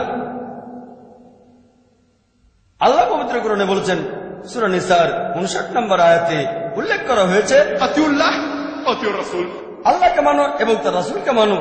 এবং যারা তোমাদের মধ্যে ক্ষমতার অধিকারী, যারা বিভিন্ন ক্ষমতার অধিকারী এবং জ্ঞানের অধিকারী, আপনারা মানবেন আল্লাহ এবং তার রাসূলকে। এরপরে আল্লাহ বলেছেন, তোমাদের মধ্যে যারা ক্ষমতার অধিকারী, যারা জ্ঞানের অধিকারী। তবে আয়াতটা এখানে শেষ হয়ে যায়নি। এখানে আরো বলা হয়েছে, যদি তাদের মতভেদ থাকে আল্লাহ এবং রাসূলের কাছে ফিরে যাও।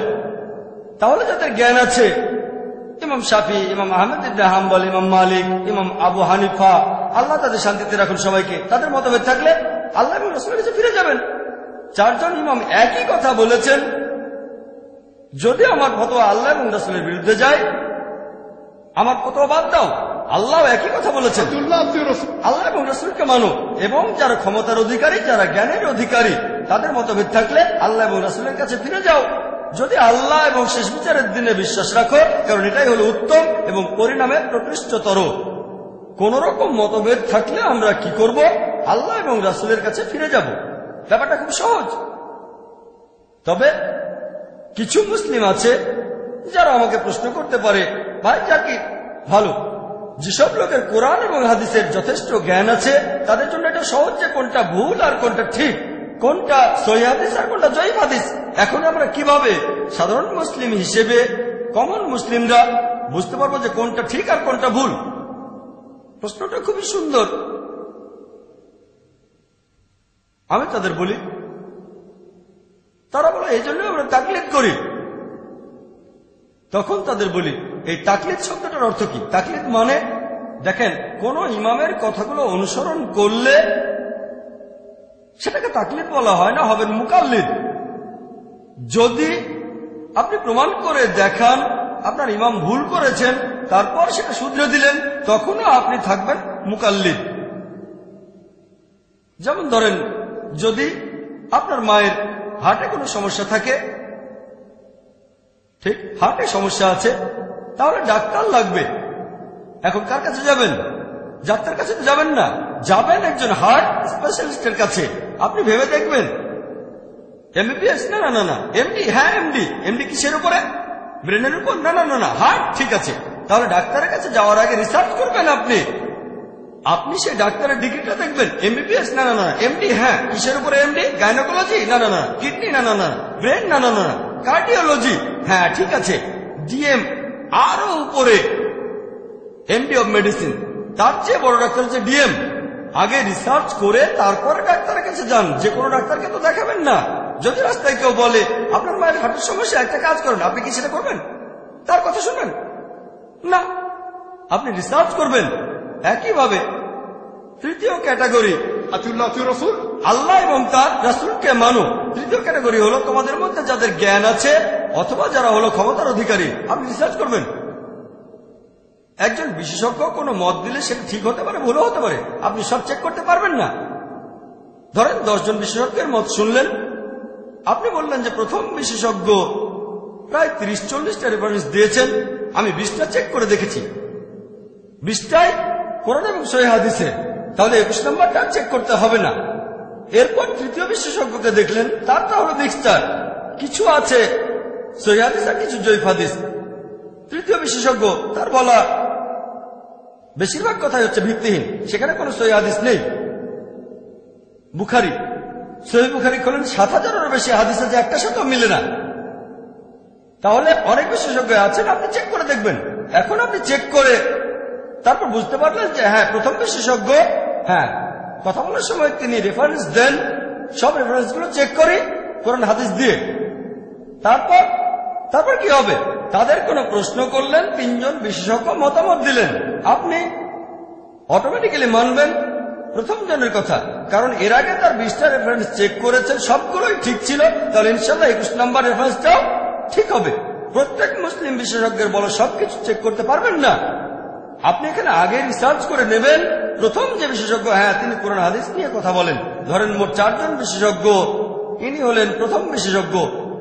এরপর দ্বিতীয় বিশেষজ্ঞ যা বলেছেন তার কিছু সঠিক কিছু বেঠিক। এরপর তৃতীয় যে বিশেষজ্ঞ, বেশিরভাগই ভুল। তাহলে আপনি রিসার্চ করে বোঝার চেষ্টা করবেন যে কেমন বিশেষজ্ঞ। তারপর যদি রিসার্চ না করে প্রথম বিশেষজ্ঞকে মেনে চলেন, কোনো সমস্যা নেই। তবে ধরেন আপনি প্রথম বিশেষজ্ঞের কথা মানেন, তার উপরে রিসার্চ করেছেন, আরেকজন বিশেষজ্ঞ বললেন প্রথমজন যা বলেছেন সেটা ভুল, আমি প্রমাণ করে দেখাতে পারি কোরআন এবং হাদিস দিয়ে। প্রমাণটা চেক করেন, যদি প্রমাণ ভুল হয় তাকে বাতিল করেন, প্রথমজনকে মেনে চলেন। কিন্তু সেই প্রমাণটা সেই বিশেষজ্ঞ যেটা দেখিয়েছেন যে কোরআন আর হাদিসের কথা প্রথম বিশেষজ্ঞের কথার বিরুদ্ধে যাচ্ছে, তাহলে প্রথম বিশেষজ্ঞের কথা বাতিল করে দেন। এখানে আরেকটা উদাহরণ দেই। যেমন ধরেন আমি যখন কিছু শুনি, আমি যেটা বলি লেকচারের আগে আমি রিসার্চ করি, কিন্তু আমার মাথার ভেতরে আরো অনেক তথ্য আছে, অনেক ইনফরমেশন আছে যেগুলো চেক করা হয়নি। তারপরও ক্যাটাগরি করি। যেমন ধরেন, যদি আমি শেখ নাসিরউদ্দিন আলবানীর কোনো মতামত শুনি, মাশাআল্লাহ তিনি কিছুদিন আগে মারা গেছেন, আমার মতে তিনি বর্তমান সময়ের অন্যতম সেরা মুহাদ্দিস ছিলেন, তাই তিনি যা বলেছেন আমি সেগুলো অনুসরণ করি, কারণ আমি চেক করে দেখেছি তিনি মাশাআল্লাহ কোরআন হাদিস অনুযায়ী কথা বলতেন। কিন্তু কেউ যদি ফতোয়া দেন নাসিরউদ্দিন আলবানীর বিরুদ্ধে, যদি সেটা কোরআন হাদিস অনুযায়ী হয়, নাসিরউদ্দিন আলবানীর ফতোয়াটাকে আমি বাতিল করে দেব, করতে পারি। তবে আমি জানি যে প্রত্যেক মানুষই ভুল করতে পারে। ইমাম শাফি ভুল করেছেন, ইমাম আবু হানিফা ভুল করেছেন, ইমাম আহমদ ইবনে হাম্বল, ইমাম মালিকও ভুল করেছেন। তাহলে নাসিরউদ্দিন আলবানী ভুল করতে পারেন? তবে সেই বিশেষজ্ঞদের একজন যারা কোরআন হাদিস অনুযায়ী কথা বলেন, তাহলে যদি কেউ ফতোয়া দেন এখানকার স্থানীয় লোক আর নাসিরউদ্দিন আলবানী, আমি আলবানীর কথাটাই মানবো। যদি হাতে সময় থাকে তবে লেকচারে কিছু বললে সেটা আমি চেক করি, লেকচারটা চেক করে নিই, কারণ সেটা দায়িত্ব আমার। তবে যদি আমি কোনো মতামত দিতে চাই, আমার পক্ষে সব হাদিস চেক করা সম্ভব না, কঠিন, সাধারণ মানুষের পক্ষে কঠিন। তাই দেখতে হবে কোন বিশেষজ্ঞের কথা শুনছেন, অথবা কোন বইটা পড়ছেন, কার লেখা বই পড়ছেন, কার লেকচারের কাছে আপনি শুনছেন। এভাবে ক্যাটাগরি করেন। ভালো বিশেষজ্ঞ, এই বিশেষজ্ঞের 20% কথা ভুল, এই বিশেষজ্ঞের 50%, এই বিশেষজ্ঞের 90% ভুল। তারপর যদি হাতে সময় না থাকে আর প্রথম বিশেষজ্ঞের উপরই আপনার ভরসা থাকে, সবকিছু চেক করতে আর হবে না। যদি হাতে সময় থাকে তাহলে চেক করেন, ভালো, আলহামদুলিল্লাহ, মাশাআল্লাহ। যদি সময় থাকে চেক করতে পারেন, তবে এটা তাকলিদ না। যদি কেউ প্রমাণ দেখায় যে আপনি যাকে মেনে চলেন তার কথা ভুল, তারপরও তাকে অন্ধভাবে অনুসরণ করেন, সেটা তাকলিদ। আমরা তাকলিদ করবো শুধু আল্লাহ ও রাসূলের উদ্দেশ্যে, ব্যাস, ব্যাস, আর কেউ না। সহজ সহজ নিয়ম। এখন কেউ হয়তো আমাকে বলতে পারে, ভাই জাকির, আপনি বলছেন দল তৈরি করবেন না আপনি, কিন্তু নবীজি তো বলে গেছেন ৭৩টা আলাদা দল তৈরি হবে। আমি বলবো, হ্যাঁ, নবীজি বলেছেন এমনটা হবে, বলেননি এটা করা উচিত। আল্লাহ আমাদের নিষেধ করেছেন, তবে নবীজি জানতেন, যদিও আল্লাহ বলেছেন দলে বিভক্ত হয়েও না, তারপরে মুসলিমের বিভক্ত হবে, নবীজি এটা জানতেন। তিনি বলেননি যে বানানো উচিত। আর আপনারা যদি সহিহ হাদিস পড়েন, আবু দাউদ 4579 এবং 4580 নম্বর হাদিস বলা হয়েছে যে নবী মুহাম্মদ সাল্লাল্লাহু আলাইহি ওয়াসাল্লাম বলেছেন যে ইহুদিরা ৭১ বা ৭২টা দলে বিভক্ত, খ্রিস্টানরা ৭০ বা ৭১টা দলে বিভক্ত, আর মুসলিমরা ৭৩টা দলে বিভক্ত হবে। এরপর তিরমিজিতে আছে ১৩১ নম্বর হাদিস, এছাড়াও তিরমিজির 2643 নম্বর হাদিস। আমাদের নবীজি বলেছেন যে বনী ইসরাইল, ইহুদি এবং খ্রিস্টানরা মোট ৭২টা দলে বিভক্ত হয়েছে, তবে আমার উম্মাহ তারা ৭৩টা দলে বিভক্ত হবে। একটা দল বাদে অন্য সবাই দোজখে যাবে। সাহাবীগণ প্রশ্ন করলেন, সেই দলে কারা? নবীজি বললেন, যারা আমাকে এবং আমার সহচরদের অনুসরণ করবে। নবীজি বলেছেন ৭৩টা দল তৈরি হবে, সবাই দোজখে যাবে, একটা দল বাদে, যারা নবীজি এবং সাহাবীগণকে অনুসরণ করবে। আরেকটা হাদিস আছে সহিহ বুখারীতে ৩ নম্বর খণ্ড 2652 নম্বর হাদিস। নবীজি বলেছেন, সবচেয়ে সেরা মানুষ হল যারা আমার সময়টাতে ছিল, তার মানে সাহাবীগণ। এরপরে পরবর্তী প্রজন্ম, আর তারপরে তার পরের প্রজন্ম। নবীজি বলেছেন সবচেয়ে সেরা হলো তারা যারা আমার প্রজন্মে ছিল, সাহাবীগণ, তারপরে পরবর্তী প্রজন্ম অর্থাৎ তাবেঈন, এরপরে তারপরের প্রজন্ম, তবে তাবেঈন, শেষ। তাহলে আমরা যদি কিছু গ্রহণ করি সেটা নেব আমাদের নবীজির প্রজন্ম থেকে, মানে সাহাবীগণ, পরবর্তী প্রজন্ম তাবেঈন, এরপরে তাবে তাবেঈন, শেষ। এই 3 প্রজন্ম, এনাদেরকে বলা হয় সালাফিস সালেহিন, অর্থাৎ ন্যায়নিষ্ঠ পূর্বপুরুষ অথবা ন্যায়নিষ্ঠ পূর্ববর্তীগণ। সালাফ মানে পূর্বপুরুষ, পূর্ববর্তী। তাহলে শরিয়ার মধ্যে, ইসলামিক শরিয়ায় সবচেয়ে গুরুত্বপূর্ণ ক্যাটাগরি মোট 4টা। এর মধ্যে সবচেয়ে গুরুত্বপূর্ণ পবিত্র কোরআন, আল্লাহ তাআলার কালাম। যদি কোনো কিছু খোঁজেন আর কোরআনে না পান, তাহলে পরের উৎসে চলে যাবেন, সেটা হচ্ছে হাদিস, সহিহ হাদিস, আমাদের নবীজির হাদিস। হাদিসগুলোর মধ্যে নবীজি যে নির্দেশগুলো দিয়েছেন সেগুলোর গুরুত্ব তার কাজের চেয়ে বেশি। যদি নবীজির কথা আর কাজে পার্থক্য থাকে, কথার গুরুত্ব বেশি। তৃতীয় উৎস সেটা সাহাবীগণ, ইজমা। 3টা প্রজন্ম, সাহাবীগণ, তাবেঈন, তাবে তাবেঈন, ইজমা। সাহাবীগণের কয়েকজনের মতামত, সেটা একজনের মতামতের চেয়ে বেশি গুরুত্ব পাবে। তারপর তাবেইন, তবে তাবেইন। আর একেবারে শেষ উৎস হলো কিয়াস। যদি প্রথম তিনটা উৎস থেকে কিছু না পান, কোরআনে পেলেন না, হাদিসে পেলেন না, তারপরে এই তিনটা প্রজন্মের জীবন কাহিনীতেও কিছু পেলেন না, তখন ব্যবহার করবেন কিয়াস। সাদৃশ্য দেখে অনুমান করা। إن في خلق السماوات والأرض واختلاف الليل والنهار والفلك التي تجري في البحر بما ينفع الناس وما أنزل الله من السماء من ماء فأحيا به الأرض بعد موتها وبث فيها من كل دابة. About every move you make, it's time to share and to declare the hope in my heart won't break.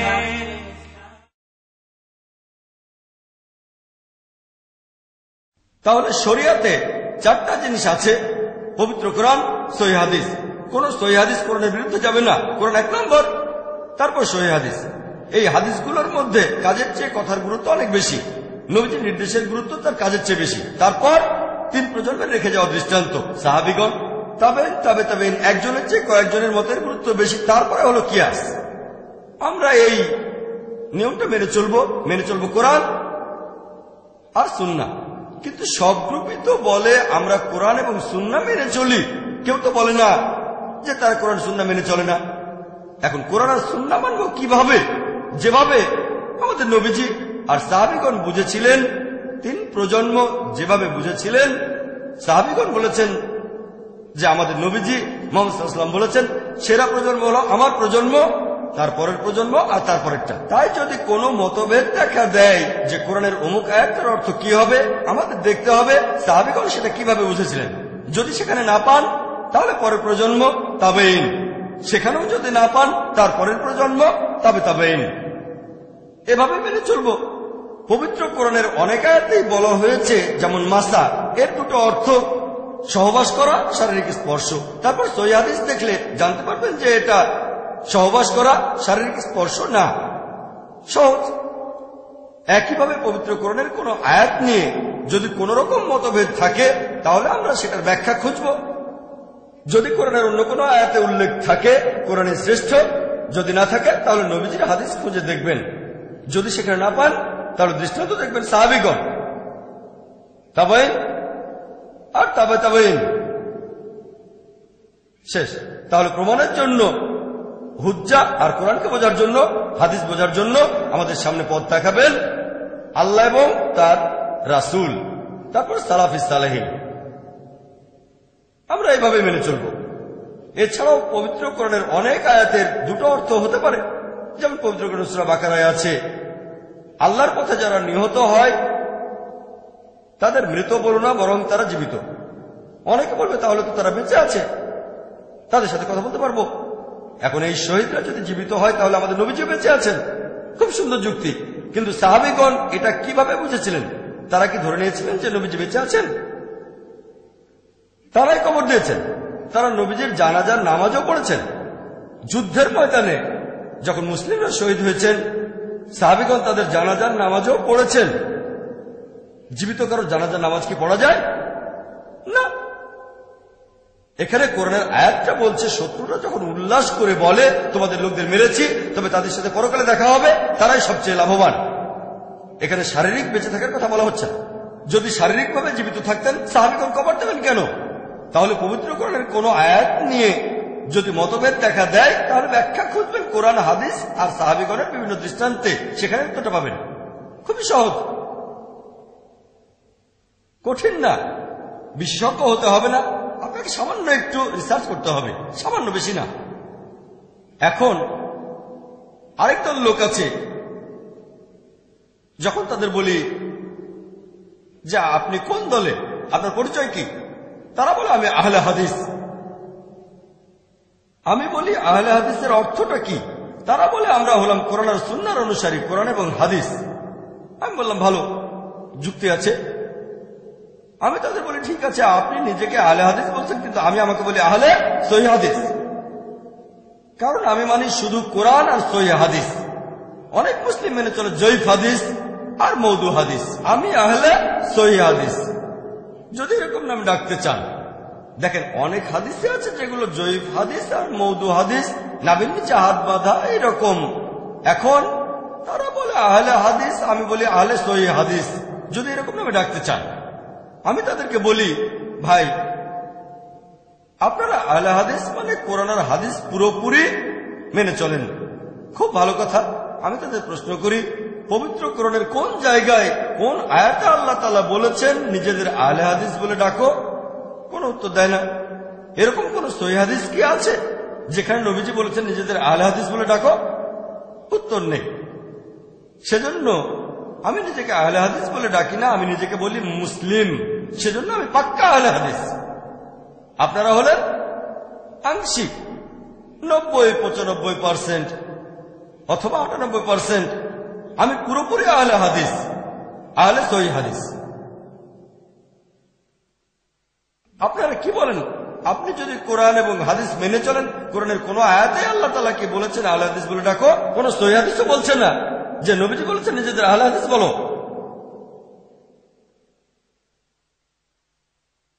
এছাড়াও আরো একটা গ্রুপ আছে, এরাও আহলে হাদিসের মতোই। তারা বলে আমরা সালাফি। আমি বলি সালাফি? আমি একজন সালাফি। আমি বলি সালাফি মানে কি? তারা বলে সালাফি অর্থ আমরা মানি সালাফি সালেহিনকে। আমিও তো সালাফি সালেহিনকে মানি। আমি মানি আল্লাহকে এবং তার রাসূলকে এবং সালাফি সালেহিনকে, নবীজি সাল্লাল্লাহু আলাইহি ওয়াসাল্লামের সময়কার প্রজন্ম এবং তার দুটো প্রজন্মকে। তারপর থেকে জিজ্ঞেস করি, কোরআনের কোন জায়গায় কোন আয়াতে কি আল্লাহ বলেছেন নিজেদের সালাফি বলো? তারা বলে না। কোন হাদিস কি আছে যেখানে আমাদের নবীজি বলেছেন নিজেদের সালাফি বলো? তারা বলেন না। তবে সেখানে একজন সালাফি আমাকে একটা হাদিস দেখালো, নবীজি বলেছেন আমি একজন সালাফ। সে উদ্ধৃতি দিল, এটা আছে সহিহ মুসলিমে। পুরো রেফারেন্সটা বলেনি। বললাম ঠিক আছে। আমি সহিহ মুসলিম দেখলাম, চেক করি এই হাদিসটা আছে সহিহ মুসলিমে। হাদিস নম্বর সম্ভবত 2405 বা 6, 2405-6 এরকম হাদিস, সহিহ হাদিস। তবে এই কথাটা মাঝখান থেকে নেয়া, মাঝামাঝি। পুরো হাদিসটা বলছে যে মুহাম্মদ সাল্লাল্লাহু আলাইহি সাল্লাম তার মেয়েকে বললেন ফাতিমা রাদিয়াল্লাহু আনহাকে যে আমি একজন উৎকৃষ্ট সালাফ তোমার জন্য, আমি একজন উৎকৃষ্ট সালাফ তোমার জন্য। এখানে বাবা বলছেন তার মেয়েকে। এখন নবীজি মুহাম্মদ সাল্লাল্লাহু আলাইহি ওয়াসাল্লাম তার মেয়েকে বললেন হযরত ফাতিমা রাদিয়াল্লাহু আনহাকে যে আমি একজন উৎকৃষ্ট সালাফ। আরবি ভাষায় এই সালাফ শব্দটার অর্থ হচ্ছে পূর্বসূরি, পূর্বপুরুষ। তাহলে আমি যদি আমার মেয়েকে বলি আমি তোমার সালাফ, সমস্যা নেই। একজন আরব খ্রিস্টান যদি তার মেয়েকে বলে আমি তোমার জন্য সালাফ, কোনো সমস্যা নেই। অর্থের দিক থেকে কোনো সমস্যা নেই। তবে ইসলাম অনুযায়ী পূর্বপুরুষ, হ্যাঁ, মুহাম্মদ সাল্লাল্লাহু আলাইহি সাল্লাম তার মেয়ের জন্য উৎকৃষ্ট সালাফ। তবে আমাদের মধ্যে প্রত্যেকেই হয়তো তার মেয়ের জন্য উৎকৃষ্ট ইসলামিক সালাফ নয়। হয়তো সেই সন্তান বাবার চেয়ে আরো বেশি ইসলামিক। তাহলে প্রত্যেক বাবা মাই সন্তানকে এটা বলতে পারে না। যদি সালাফের শব্দগত অর্থটা ধরেন, বিশেষজ্ঞদের মতে, সালাফিদের মধ্যে অনেক বিখ্যাত বিশেষজ্ঞ আছেন, তারা বলেন বর্তমানে কেউ বলতে পারে না যে সে একজন সালাফ। কেন? আমরা খালাফ, আমরা পরে এসেছি। সালাফগণ ছিলেন আমাদের আগে।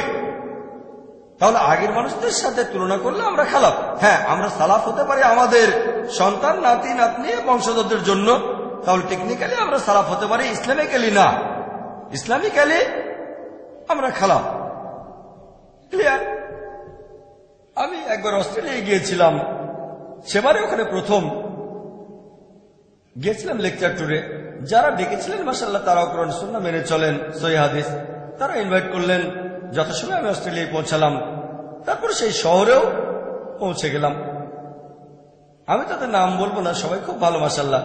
রাতের বেলায় আমরা পৌঁছালাম, আমার সাথে আমার ক্যামেরা ক্রুরাও ছিল। তখন আমরা সবাই সেখানে নামাজ আদায় করলাম।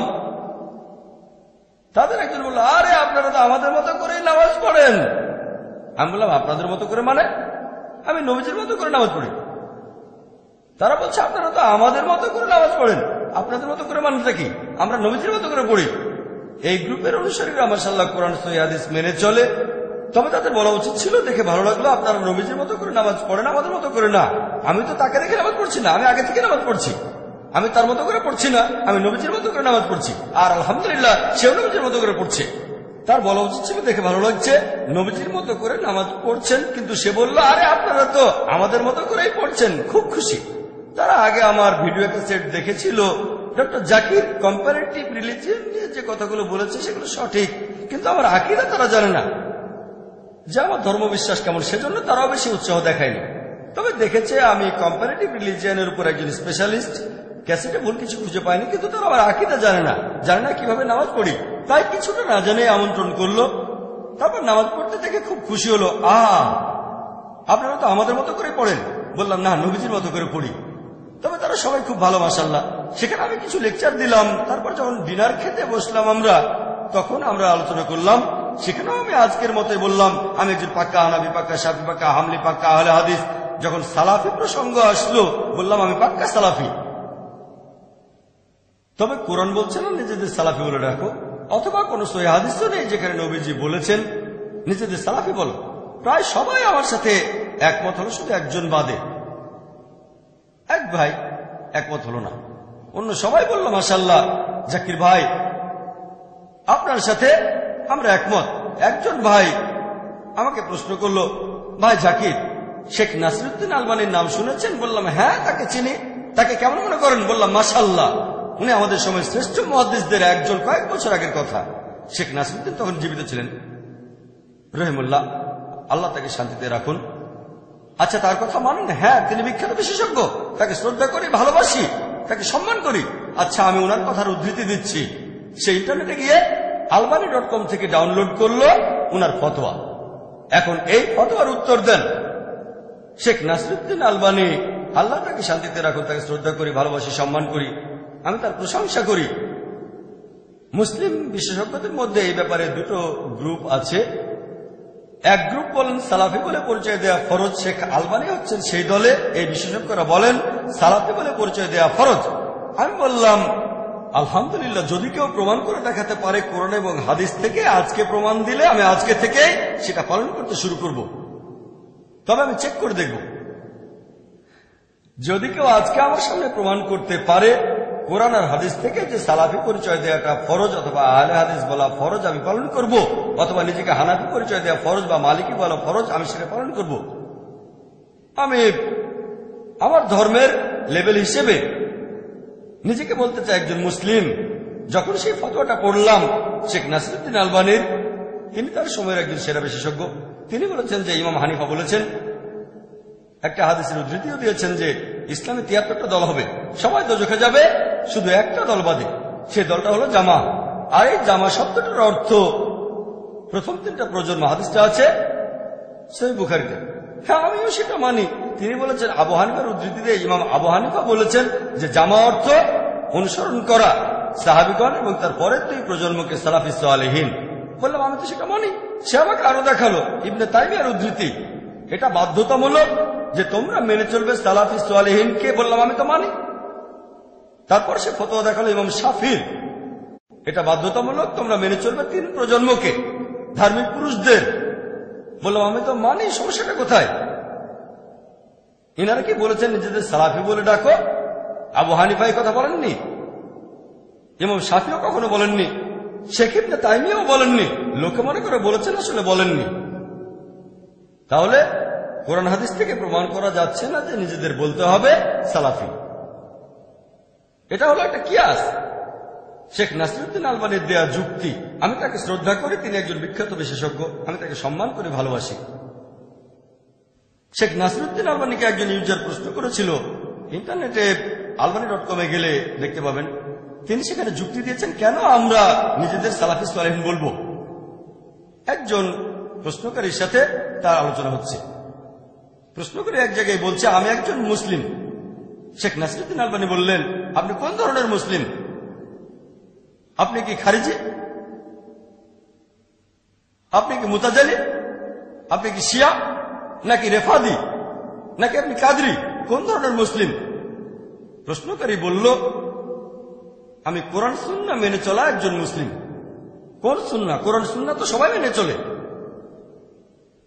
যেমন খারিজিরা কোরআন সুন্নাহ মেনে চলে, শিয়ারাও কোরআন সুন্নাহ মানে, কাদরিরাও কোরআন সুন্নাহ মানে। কোন ধরনের কোরআন সুন্নাহ? সে তখন বলল, আমি কোরআন এবং সুন্নাহ মেনে চলি যেভাবে সালাফি সালেহীন এগুলোর ব্যাখ্যা করেছিলেন। তখন শেখ বললেন, হ্যাঁ, খুব ভালো, আমরা কোরআন সুন্নাহ মানব যেভাবে সালাফি সালেহীন এগুলোর ব্যাখ্যা করেছেন। তাহলে এই বড় সেন্টেন্সটা ছোট করে বললে শব্দটা হচ্ছে সালাফি। তর্কে তিনি জিতে গেলেন। এটা বলছে সালাফিরা। শেখ তর্কে জিতলেন। ইন্টারনেটে গেলে দেখতে পাবেন আমি শেখ আলবানীকে শ্রদ্ধা করি। আমার অনেক লেকচারে কোনটা সহিহ হাদিস কিনা সে ব্যাপারে উনার রেফারেন্স দিয়েছি। তাকে শ্রদ্ধা করি, ভালোবাসি, তাকে সম্মান করি। তবে তাকলিদ না, তাকলিদ না। তাকলিদ শুধুমাত্র আল্লাহ এবং রাসূলের জন্য। হ্যাঁ, এটা যুক্তি, এটা হলো কিয়াস। এখন আমি বলবো কোরআন এবং সুন্নাহ থেকে প্রমাণ করে দেখান, যুক্তি না। আলহামদুলিল্লাহ, সুম্মা আলহামদুলিল্লাহ। আল্লাহ আমাকে যথেষ্ট যুক্তি বুদ্ধি দিয়েছেন, সুম্মা আলহামদুলিল্লাহ। আমি কোনো বিশেষজ্ঞ নই। আমি নিজেকে মনে করি ছাত্র, তালবে ইলম, জ্ঞান আহরণ করি। তবে আল্লাহর রহমতে অনেক বিশেষজ্ঞের সঙ্গে কথা বলেছি। ইন্ডিয়ার অনেক বড় বড় বিশেষজ্ঞের সঙ্গে আলোচনা করেছি। কেউ এসেছেন নাদবা থেকে, কেউ দেওবান থেকে। সৌদি বিশেষজ্ঞদের সঙ্গে আলোচনা করেছি, আলহামদুলিল্লাহ। অন্যান্য দেশের বিশেষজ্ঞদের সঙ্গে আলোচনা করেছি। আল্লাহ আমাকে সুযোগ দিয়েছে আমাদের সময়ের এই বিখ্যাত বিশেষজ্ঞদের সঙ্গে আলোচনা করতে পেরেছি, আলহামদুলিল্লাহ, সুম্মা আলহামদুলিল্লাহ। ওনাদের সংস্পর্শে আসার পর আল্লাহ আমার জ্ঞান আরো বাড়িয়ে দিয়েছেন। তারপরও আমি একজন ছাত্র, খুবই ক্ষুদ্র, আমার জ্ঞান খুবই সামান্য।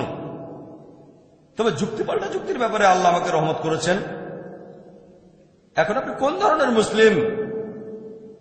আপনি কি খারিজি, আপনি কি মুতাজালি, আপনি কি শিয়া, নাকি কাদরি, নাকি আপনি সুফি? এটা নিয়েই ছিল তর্কটা।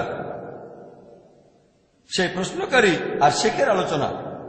তখন সেই প্রশ্নকারী বলল, আল্লাহ তো কোরআনে বলেছেন নিজেদের মুসলিম বলে ডাকো। শেখ উত্তর দিয়েছিলেন, ইসলাম ছিল তখন মাত্র এক দল, এখন অনেক আলাদা দল। সেজন্য এটা মুসলিমদের জন্য ফরজ, বাধ্যতামূলক যে আমরা নিজেদের পরিচয় দিতে গিয়ে বলবো সালাফি। যুক্তি। এখন আমি উত্তর দিচ্ছি। তর্ক সেখানে শেষ হয়ে গিয়েছিল। শেখ নাসিরউদ্দিন আলবানী সেই তর্কে জিতেছিলেন। আমার সাথে তর্ক করা লাগবে না। কোরআন হাদিস থেকে প্রমাণ করে দেখান, ডক্টর জাকির নায়েক সাথে সাথে মেনে নেবে। বিতর্কে আলহামদুলিল্লাহ, সুম্মা আলহামদুলিল্লাহ। আল্লাহ আমাকে রহমত করেছেন। বিতর্কের ক্ষেত্রে আলহামদুলিল্লাহ, আল্লাহ আমাকে ক্ষমতা দিয়েছেন। এখন আমি উত্তর দিচ্ছি, শেখ আলবানীকে আমি শ্রদ্ধা করি, আমি ওনার কাছে একেবারে তুচ্ছ। শেখ নাসিরউদ্দিন আলবানীর তুলনায় আমি সমুদ্রের কাছে এক ফোঁটা পানি। প্লিজ আমাকে ভুল বুঝবেন না। আমার অনেক লেকচারে ওনার রেফারেন্স দিয়েছে, মাশাআল্লাহ, তাই আমাকে ভুল বুঝবেন না। ওনাকে শ্রদ্ধা করে ভালোবাসি, তবে তাকলিদ নেই। আমি বলবো, আচ্ছা, আপনারা যদি আমাদের নবীজির জীবন কাহিনী দেখেন, উনি কোন হাদিসে বলেননি, পবিত্র কোরআনে এমন কোন আয়াতও দেখাননি যে নিজেদের সালাফি বলতে হবে। সেজন্য আমি বলবো না। এখন যুক্তি। আমাদের নবীজির সময়ও অনেক ভণ্ড লোক ছিল, মুনাফিক। ঠিক, তারা ছিল মুনাফিক। সাহাবীগণ নামটা বদলাননি তাদের। এরপর ছিল খারিজি, খাওয়ারিজ, খারিজাই। তারা নিজেদেরকে বলতো খারিজি, লোকজনের লেভেল দিয়েছিল। সাহাবীগণ তাদের বলতেন মুসলিম। সাহাবীগণ কি বলেছেন তাদের নতুন নাম দাও? না, সাহাবীগণ তারপরও তাদের বলেছেন মুসলিম। তারপর হচ্ছে মুতাজিলা, তাদেরকেও সবাই বলতো মুসলিম। তাহলে সেই সময় ধর্ম নিয়ে মতভেদ ছিল? এমন না যে ছিল না। এবার মূল প্রসঙ্গে আসি, যে শেখ নাসিরউদ্দিন আলবানী বলেছেন আমাদের পরিচয় দিতে গিয়ে বলা উচিত সালাফি। আমার প্রশ্ন, কোন সালাফি? কোন সালাফি? আমি প্রশ্ন করব, সালাফিদের মধ্যে এখন গ্রুপ আছে। আপনি কি কুতুবি, নাকি সুলুরি, নাকি মাদখালি? আরো কয়েকটা গ্রুপের নাম আমি বলতে পারি। দেখেন, আমি কারো বিরুদ্ধে বলছি না, প্লিজ আমাকে ভুল বুঝবেন না। আমি কাউকে ছোট করতে চাচ্ছি না। তবে সালাফিদের মধ্যে এখন অনেক গ্রুপ আছে। আপনি যদি কখনো ইংল্যান্ডে যান, মাশাআল্লাহ, সুবহানাল্লাহ, আল্লাহু আকবার, অনেকগুলো গ্রুপ আছে। আর সেখানে প্রত্যেকটা গ্রুপ আরেক গ্রুপের সাথে লড়াই করছে আর বলছে অন্য সালাফি গ্রুপগুলো কাফির। নাউজুবিল্লাহ। সময় পেলে এই প্রসঙ্গে পরে আলোচনা করব। এখন আপনি কোন সালাফিদের দলে যাবেন? আপনি যে লেভেলটায় বসাবেন সেখানে একটা পর্যায়ে বিভক্তি চলে আসতেই হবে। যখন শিয়ারা আসলো তখন লোকজন বললো আমরা সুন্নি, নতুন গ্রুপ হলো আহলে সুন্নাহ ওয়াল জামাত। তারপর সেখানেও বিভক্তি সৃষ্টি হলো হানাফি, শাফি, হামলি, মালিকি। তারপর আরো নতুন গ্রুপ আসলো সালাফি, আহলে হাদিস। এগুলোর মধ্যেও গ্রুপ আছে। যখনই আমরা মানুষরা কোনো কিছুতে একটা লেভেল বসাবো সেটা নিয়ে মতভেদ হবেই। এমনকি আমাদের ধর্ম নিয়েও অনেক ব্যাপারে মতভেদ হবে, সেটা আল্লাহ তাআলা বলেছেন। শুধুমাত্র মানুষের দেয়া লেভেলে মতভেদ হয় না। আপনি কি ভাবছেন আল্লাহ জানতেন না? আল্লাহ জানতেন মুসলিম উম্মার মধ্যে অনেকগুলো ভাগ হবে। আল্লাহ কোরআনে এই কথা বলেছেন, নবীজিও বলে গিয়েছেন। তবে নবীজি বলেননি নিজেদের পরিচয় দাও আহলে হাদিস অথবা সালাফি। আহলে হাদিস কোন আহলে হাদিস? আমি যেখানে থাকি সেই বোম্বেতে দুটো আহলে হাদিস আছে, জামিয়াত আহলে হাদিস আর গুরবা আহলে হাদিস। এখন আপনি কোন দলে যেতে চান? এক আহলে হাদিস আরেক আহলে হাদিসকে দোষারোপ করে। দেখেন, আমি এখানে আহলে হাদিসের নামে বদনাম করছি না, এজন্যই বলছি টপিকটা স্পর্শকাতর। ও আল্লাহ, আমি এখানে বলেছি শুধু কোরআন আর আল্লাহ রাসূলকে নিয়ে। প্লিজ আমাকে ভুল বুঝবেন না। আমি নাসিরউদ্দিন আলবানীকে শ্রদ্ধা করি, সালাফিদের শ্রদ্ধা করি। আরো বলবো, আশেপাশে বিভিন্ন মুসলিম গ্রুপ দেখেন, আপনারাও একমত হবেন যে আহলে হাদিস আর সালাফিরা কোরআন সুন্নাহর সবচেয়ে কাছাকাছি। এটা আমি স্বীকার করব। তবে তবে কোন সালাফি? প্রথম দিকে হয়তো নাসিরউদ্দিন আলবানীর সময়ও সালাফিদের মধ্যে গ্রুপ ছিল, এখন অনেক গ্রুপ আছে। সুরুলি, মাদখালি, কুতুবি। ও এর কথা ঠিক না, ওর কথা ঠিক না, ও নিজেকে সালাফি বলছে ঠিক না। এখন এসেছে নতুন বই, ট্রু সালাফি। ট্রু সালাফি। আমি সালাফিদের একটা দাওয়া অনুষ্ঠানে গিয়েছিলাম। ট্রু সালাফি, ট্রু সালাফি। এই ট্রু সালাফিটা কি? আমরা বোম্বেতে দাওয়ার উপরে ট্রেনিং দেই। পৃথিবীর বিভিন্ন দেশ থেকে লোকজন ট্রেনিং নিতে আসেন। সেবার 14টা দেশ থেকে 19 জন এসেছিলেন। তাদের অনেকেই এসেছিলেন মদিনা ইউনিভার্সিটি থেকে, মাশাআল্লাহ। তারপর বাহরাইন ইউনিভার্সিটি থেকে, এরকম তাদের অনেকেই সালাফি, মাশাআল্লাহ। তাদের সাথে আলোচনা করলাম সেখানে। আমি তাদেরকে প্রশ্ন করলাম, সালাফি হলো শর্টকাট, সংক্ষেপে বলা। পুরোপুরি বললে আমি কোরআন সুন্নাহ মানি, যেভাবে সালাফি সালেহীন মানতেন, সংক্ষেপে সালাফি। আমি তাদের বললাম, সালাফি সালেহীন আগে নাকি মুহাম্মদ সাল্লাল্লাহু আলাইহি সাল্লাম আগে, কে বড়? তারা বলল মুহাম্মদ সাল্লাল্লাহু আলাইহি সাল্লাম। তাহলে নিজেদের মোহাম্মদই বলছেন না কেন? কি বলেন? ইন্ডিয়ায় নিজেদের মোহাম্মদই বলে কারা? আপনারা কি তা জানেন? জানেন আপনারা? আমরা কি তাদের কথা মানি না? ইন্ডিয়ায় কারা নিজেদের আহমদিয়া বলে ডাকে। এখন কে বড়, মুহাম্মদ সাল্লাল্লাহু আলাইহি ওয়াসাল্লাম না আল্লাহ? আল্লাহ। এখন যে আল্লাহর কাছে আত্মসমর্পণ করে তাকে বলা হয় মুসলিম। আমরা জানি মুসলিমদের মধ্যে অনেক দল আছে। নতুন নাম দিলে সেটার মধ্যে একটা বিভক্তি এসে যাবে। হানাফি মাযহাবে 4টা গ্রুপ আছে, শাফি মাযহাবে আছে কাদিম আর জাদিদ। তারপরে আহলে হাদিস, কাশ্মীরে গেলে দেখবেন অনেক আহলে হাদিসের গ্রুপ আছে। আর কেরালায় দেখবেন মুজাহিদি, মুজাহিদি KNM, কেরালা নাজরাতুল মুজাহিদি। কেরালায় তো নিজেদের আহলে হাদিস বলে না, মুজাহিদি। আপনি যদি সৌদি আরবে গিয়ে বলেন আমি আহলে হাদিস, তারা বলবে সেটা আবার কি? সৌদি আরবে খুব কম লোক জানে আহলে হাদিস শব্দটা কি। তারা সালাফি শব্দের সাথে পরিচিত। তবে সালাফি আর আহলে হাদিস দুটো আসলে একই রকম, শুধু নামটা আলাদা। কিছু দেশে দেখবেন আনসারি, ঠিক? তাহলে এক এক জায়গায় এক এক নাম। আর ইন্ডিয়ার আহলে হাদিসরা অনেক জায়গায় সালাফি নামে পরিচিত, ঠিক? তাহলে আমরা বুঝতে পারছি যে আপনি যদি লেভেল দিতে চান, সালাফির চেয়ে মোহাম্মদে বলা ভালো, মোহাম্মদের চেয়ে মুসলিম আরো ভালো। সেজন্য আমি বলি নবী এবং রাসূলকে মানবো। আর নিজেকে লেভেল দিতে চাইলে আমি যেটা দিব সেটা হচ্ছে মুসলিম, আর কিছু না। শুরুতেও মুসলিম, শেষেও মুসলিম।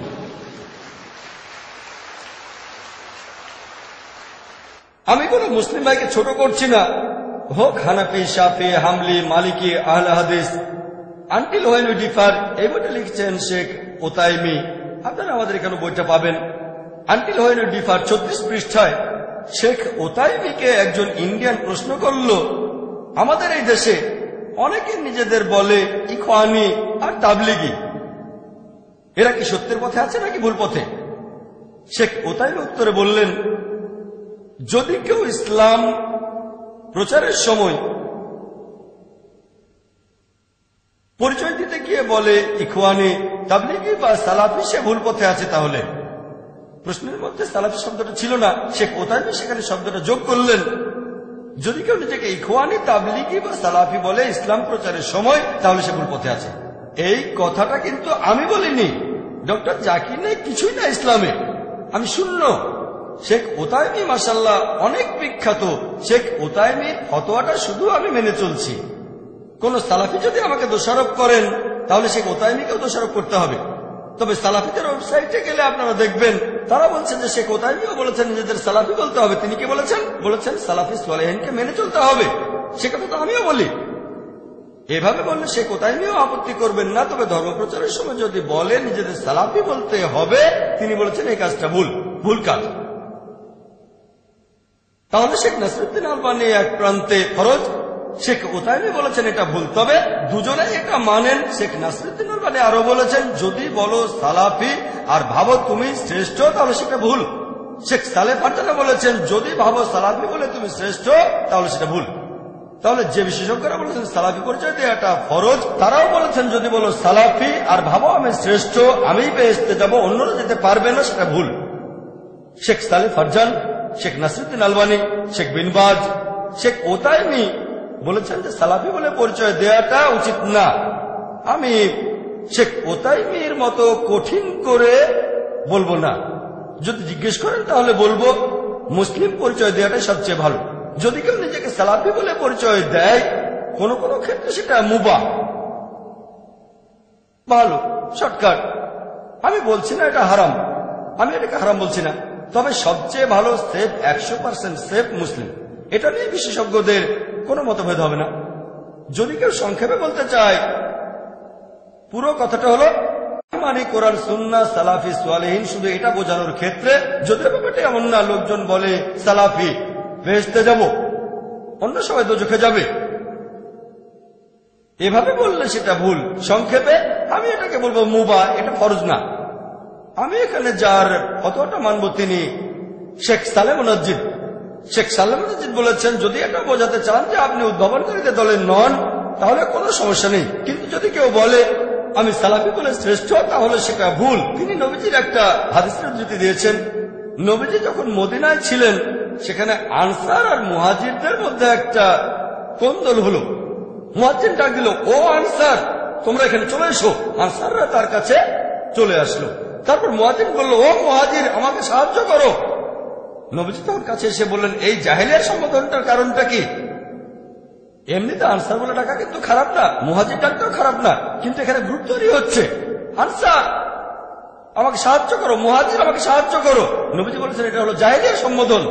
আনসার একটা সুন্দর নাম, আনসার মানে সাহায্যকারী, আমাদের নবীজির সাহায্যকারী।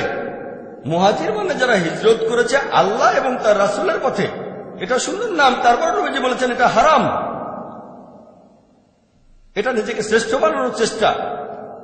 এটার উপর ভিত্তি করে আমি বলছি না সালাফি বলা হারাম, আমাকে ভুল বুঝবেন না। তবে সবচেয়ে ভালো হলো মুসলিম। যদি নিজেকে সালাফি বলেন আর কোথাও কোনো ভুল হয়ে যায়, তাহলে আপনি সমস্যায় পড়তে পারেন, দোজখে যেতে পারেন, বিপজ্জনক হতে পারে। যেহেতু নবীজি নিষেধ করেছেন সবচেয়ে সেফ, বলো আমি মুসলিম। এমনিতে আপনি বলতে পারেন আমি পাক্কা হানাফি, পাক্কা শাফি, পাক্কা হামলি, পাক্কা মালিকি, পাক্কা আহলে হাদিস, পাক্কা সালাফি, কোনো সমস্যা নেই। তবে লেবেল এখানে পরিচয় দেবেন মুসলিম। লেকচার শেষ করার আগে কয়েকজন বিশেষজ্ঞের কিছু বক্তব্যের উদ্ধৃতি দেব, যাতে আরো ভালো বুঝতে পারেন। এখন অনেকে তাকলিদের কথা বলেন, তাকলিদ থাকলে তাকে কাফির বলা হচ্ছে। ইমাম শাফি, আল্লাহ তাকে শান্তিতে রাখুন, তিনি বলেছেন আল্লাহ সুবহানাহু ওয়া তাআলাকে ডাকবে, আল্লাহ যে নামগুলো বলেছেন অন্য নামে ডাকাটা হারাম, কুফরি। আল্লাহকে ডাকবেন যে নামে আল্লাহ এবং তার রাসূল ডেকেছেন, অন্য নামে না, অন্য নামে ডাকাটা সেটা হারাম। তবে কেউ যদি অন্য নামে ডাকে ব্যাপারটা না জেনে, তাহলে সে কাফির নয়। ইমাম শাফি। শেখ ইবনে তাইমিয়া কি বলেছেন জানেন? তিনি বলেছেন যদি কেউ কোন মানুষকে সেজদা করে আর মনে করে এটাই তার দিন, তাহলে সে অবিশ্বাসী নয়। শেখ ইবনে তাইমিয়া। যদি কেউ কোনো মানুষকে সেজদা করে, শেখ ইবনে তাইমিয়া বলেছেন যদি কেউ কোনো মানুষকে সেজদা করে, রক্ত মাংসের মানুষকে, আর ভাবে এটাই তার দিন, তাহলে সে অবিশ্বাসী না, যতক্ষণ না কেউ তাকে ব্যাখ্যা করে বলে তারপরে সে মুখ ফিরিয়ে নেয়। শেখ ইবনে তাইমিয়া একজন বিশেষজ্ঞ। এছাড়াও আরো দেখবেন শেখ শাওখানি, তিনি বলেছেন যে যদি কেউ আল্লাহ ছাড়া অন্য কারোর সামনে নতজানু হয় ব্যাপারটা না জেনে, তাহলে সে অবিশ্বাসী নয়। মুহাম্মদ ইবনে ওয়াহাব, আল্লাহ তাকে শান্তিতে রাখুন, তিনি বলেছেন আমরা তাদেরকে অবিশ্বাসী বলি না, তাদের কাফির বলি না যারা আব্দুল কাদিরের মূর্তি অথবা কবরের সামনে নতজানু হয়, অথবা যারা আহমেদ নাকদাওয়ের মূর্তি বা কবরের সামনে নতজানু হয়, তাহলে তাদের কিভাবে অবিশ্বাসী বলি যারা শিরক করে না? আমরা বলি আমরা অনেক জানি, আমরা অন্যদেরকে বলি কাফির কাফির ইত্যাদি। লেকচার শেষ করার আগে নবীজির দুটো হাদিসের কথা বলবো। মুহাম্মদ সাল্লাল্লাহু আলাইহি ওয়াসাল্লাম বলেছেন, সহিহ মুসলিম 3 নম্বর খণ্ড 4565 নম্বর হাদিস, যে আরফাজা, আল্লাহ তাকে শান্তিতে রাখুন, উদ্ধৃতি দিয়েছেন যে আল্লাহ রাসূল বলেছেন একটা সময় আসবে যখন সমাজে অনেক খারাপ কাজ হবে, আর কখনো যদি কেউ মুসলিম উম্মার একতা নষ্ট করতে চায় তাকে তরবারি দিয়ে আঘাত করো, যদি সে তাতেও না থামে মেরে ফেলো। নবীজি বলেছেন যদি কেউ মুসলিম উম্মার একতা নষ্ট করতে চায় তাকে তরবারি দিয়ে আঘাত করো, যদি তাতেও না থামে তাকে মেরে ফেলো। সহিহ মুসলিম 3 নম্বর খণ্ড 4565 নম্বর হাদিস। লেকচার শেষ করার আগে নবী সাল্লাল্লাহু আলাইহি ওয়াসাল্লামের আরেকটা হাদিস আপনাদের বলবো। সহিহ বুখারী 4 নম্বর খণ্ড 3606 নম্বর হাদিস। এই হাদিসটা বলেই আমি শেষ করব।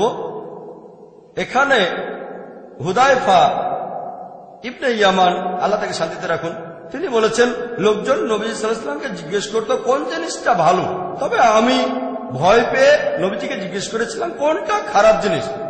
তিনি নবীজিকে জিজ্ঞেস করেছিলেন যে অজ্ঞানতার কারণে আমরা অনেক খারাপ কাজ করেছি, আল্লাহ আমাদের সঠিক পথে নিয়ে এসেছেন, এরপর কি আর কোনো খারাপ কাজ হবে? নবীজি বললেন হ্যাঁ, খারাপ কাজ হবে। সেই খারাপের পর কি কিছু ভালো হবে? নবীজি বললেন হ্যাঁ, তবে সেটার মধ্যেও কিছু খারাপ জিনিস থাকবে। সাহাবীগণ তখন বললেন সেই খারাপটা কি? নবীজি বললেন তোমাদের মধ্যে কিছু লোক থাকবে যারা এমন কিছু জিনিস প্রচার করবে যেগুলো আমার সুন্নাহ নয়। সাহাবীগণ বললেন এটার পর আর কোন খারাপ কাজ হবে?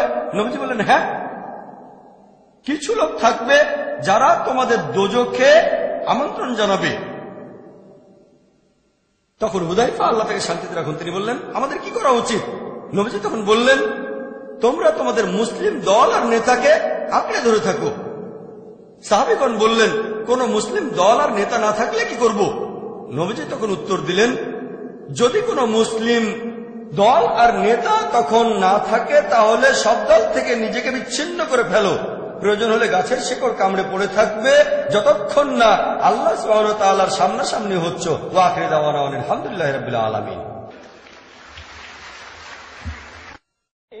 في خلق السماوات والأرض واختلاف الليل والنهار والفلك التي تجري في البحر بما ينفع الناس وما أنزل الله من السماء من ماء فأحيا به الأرض بعد موتها وبث فيها من كل دابة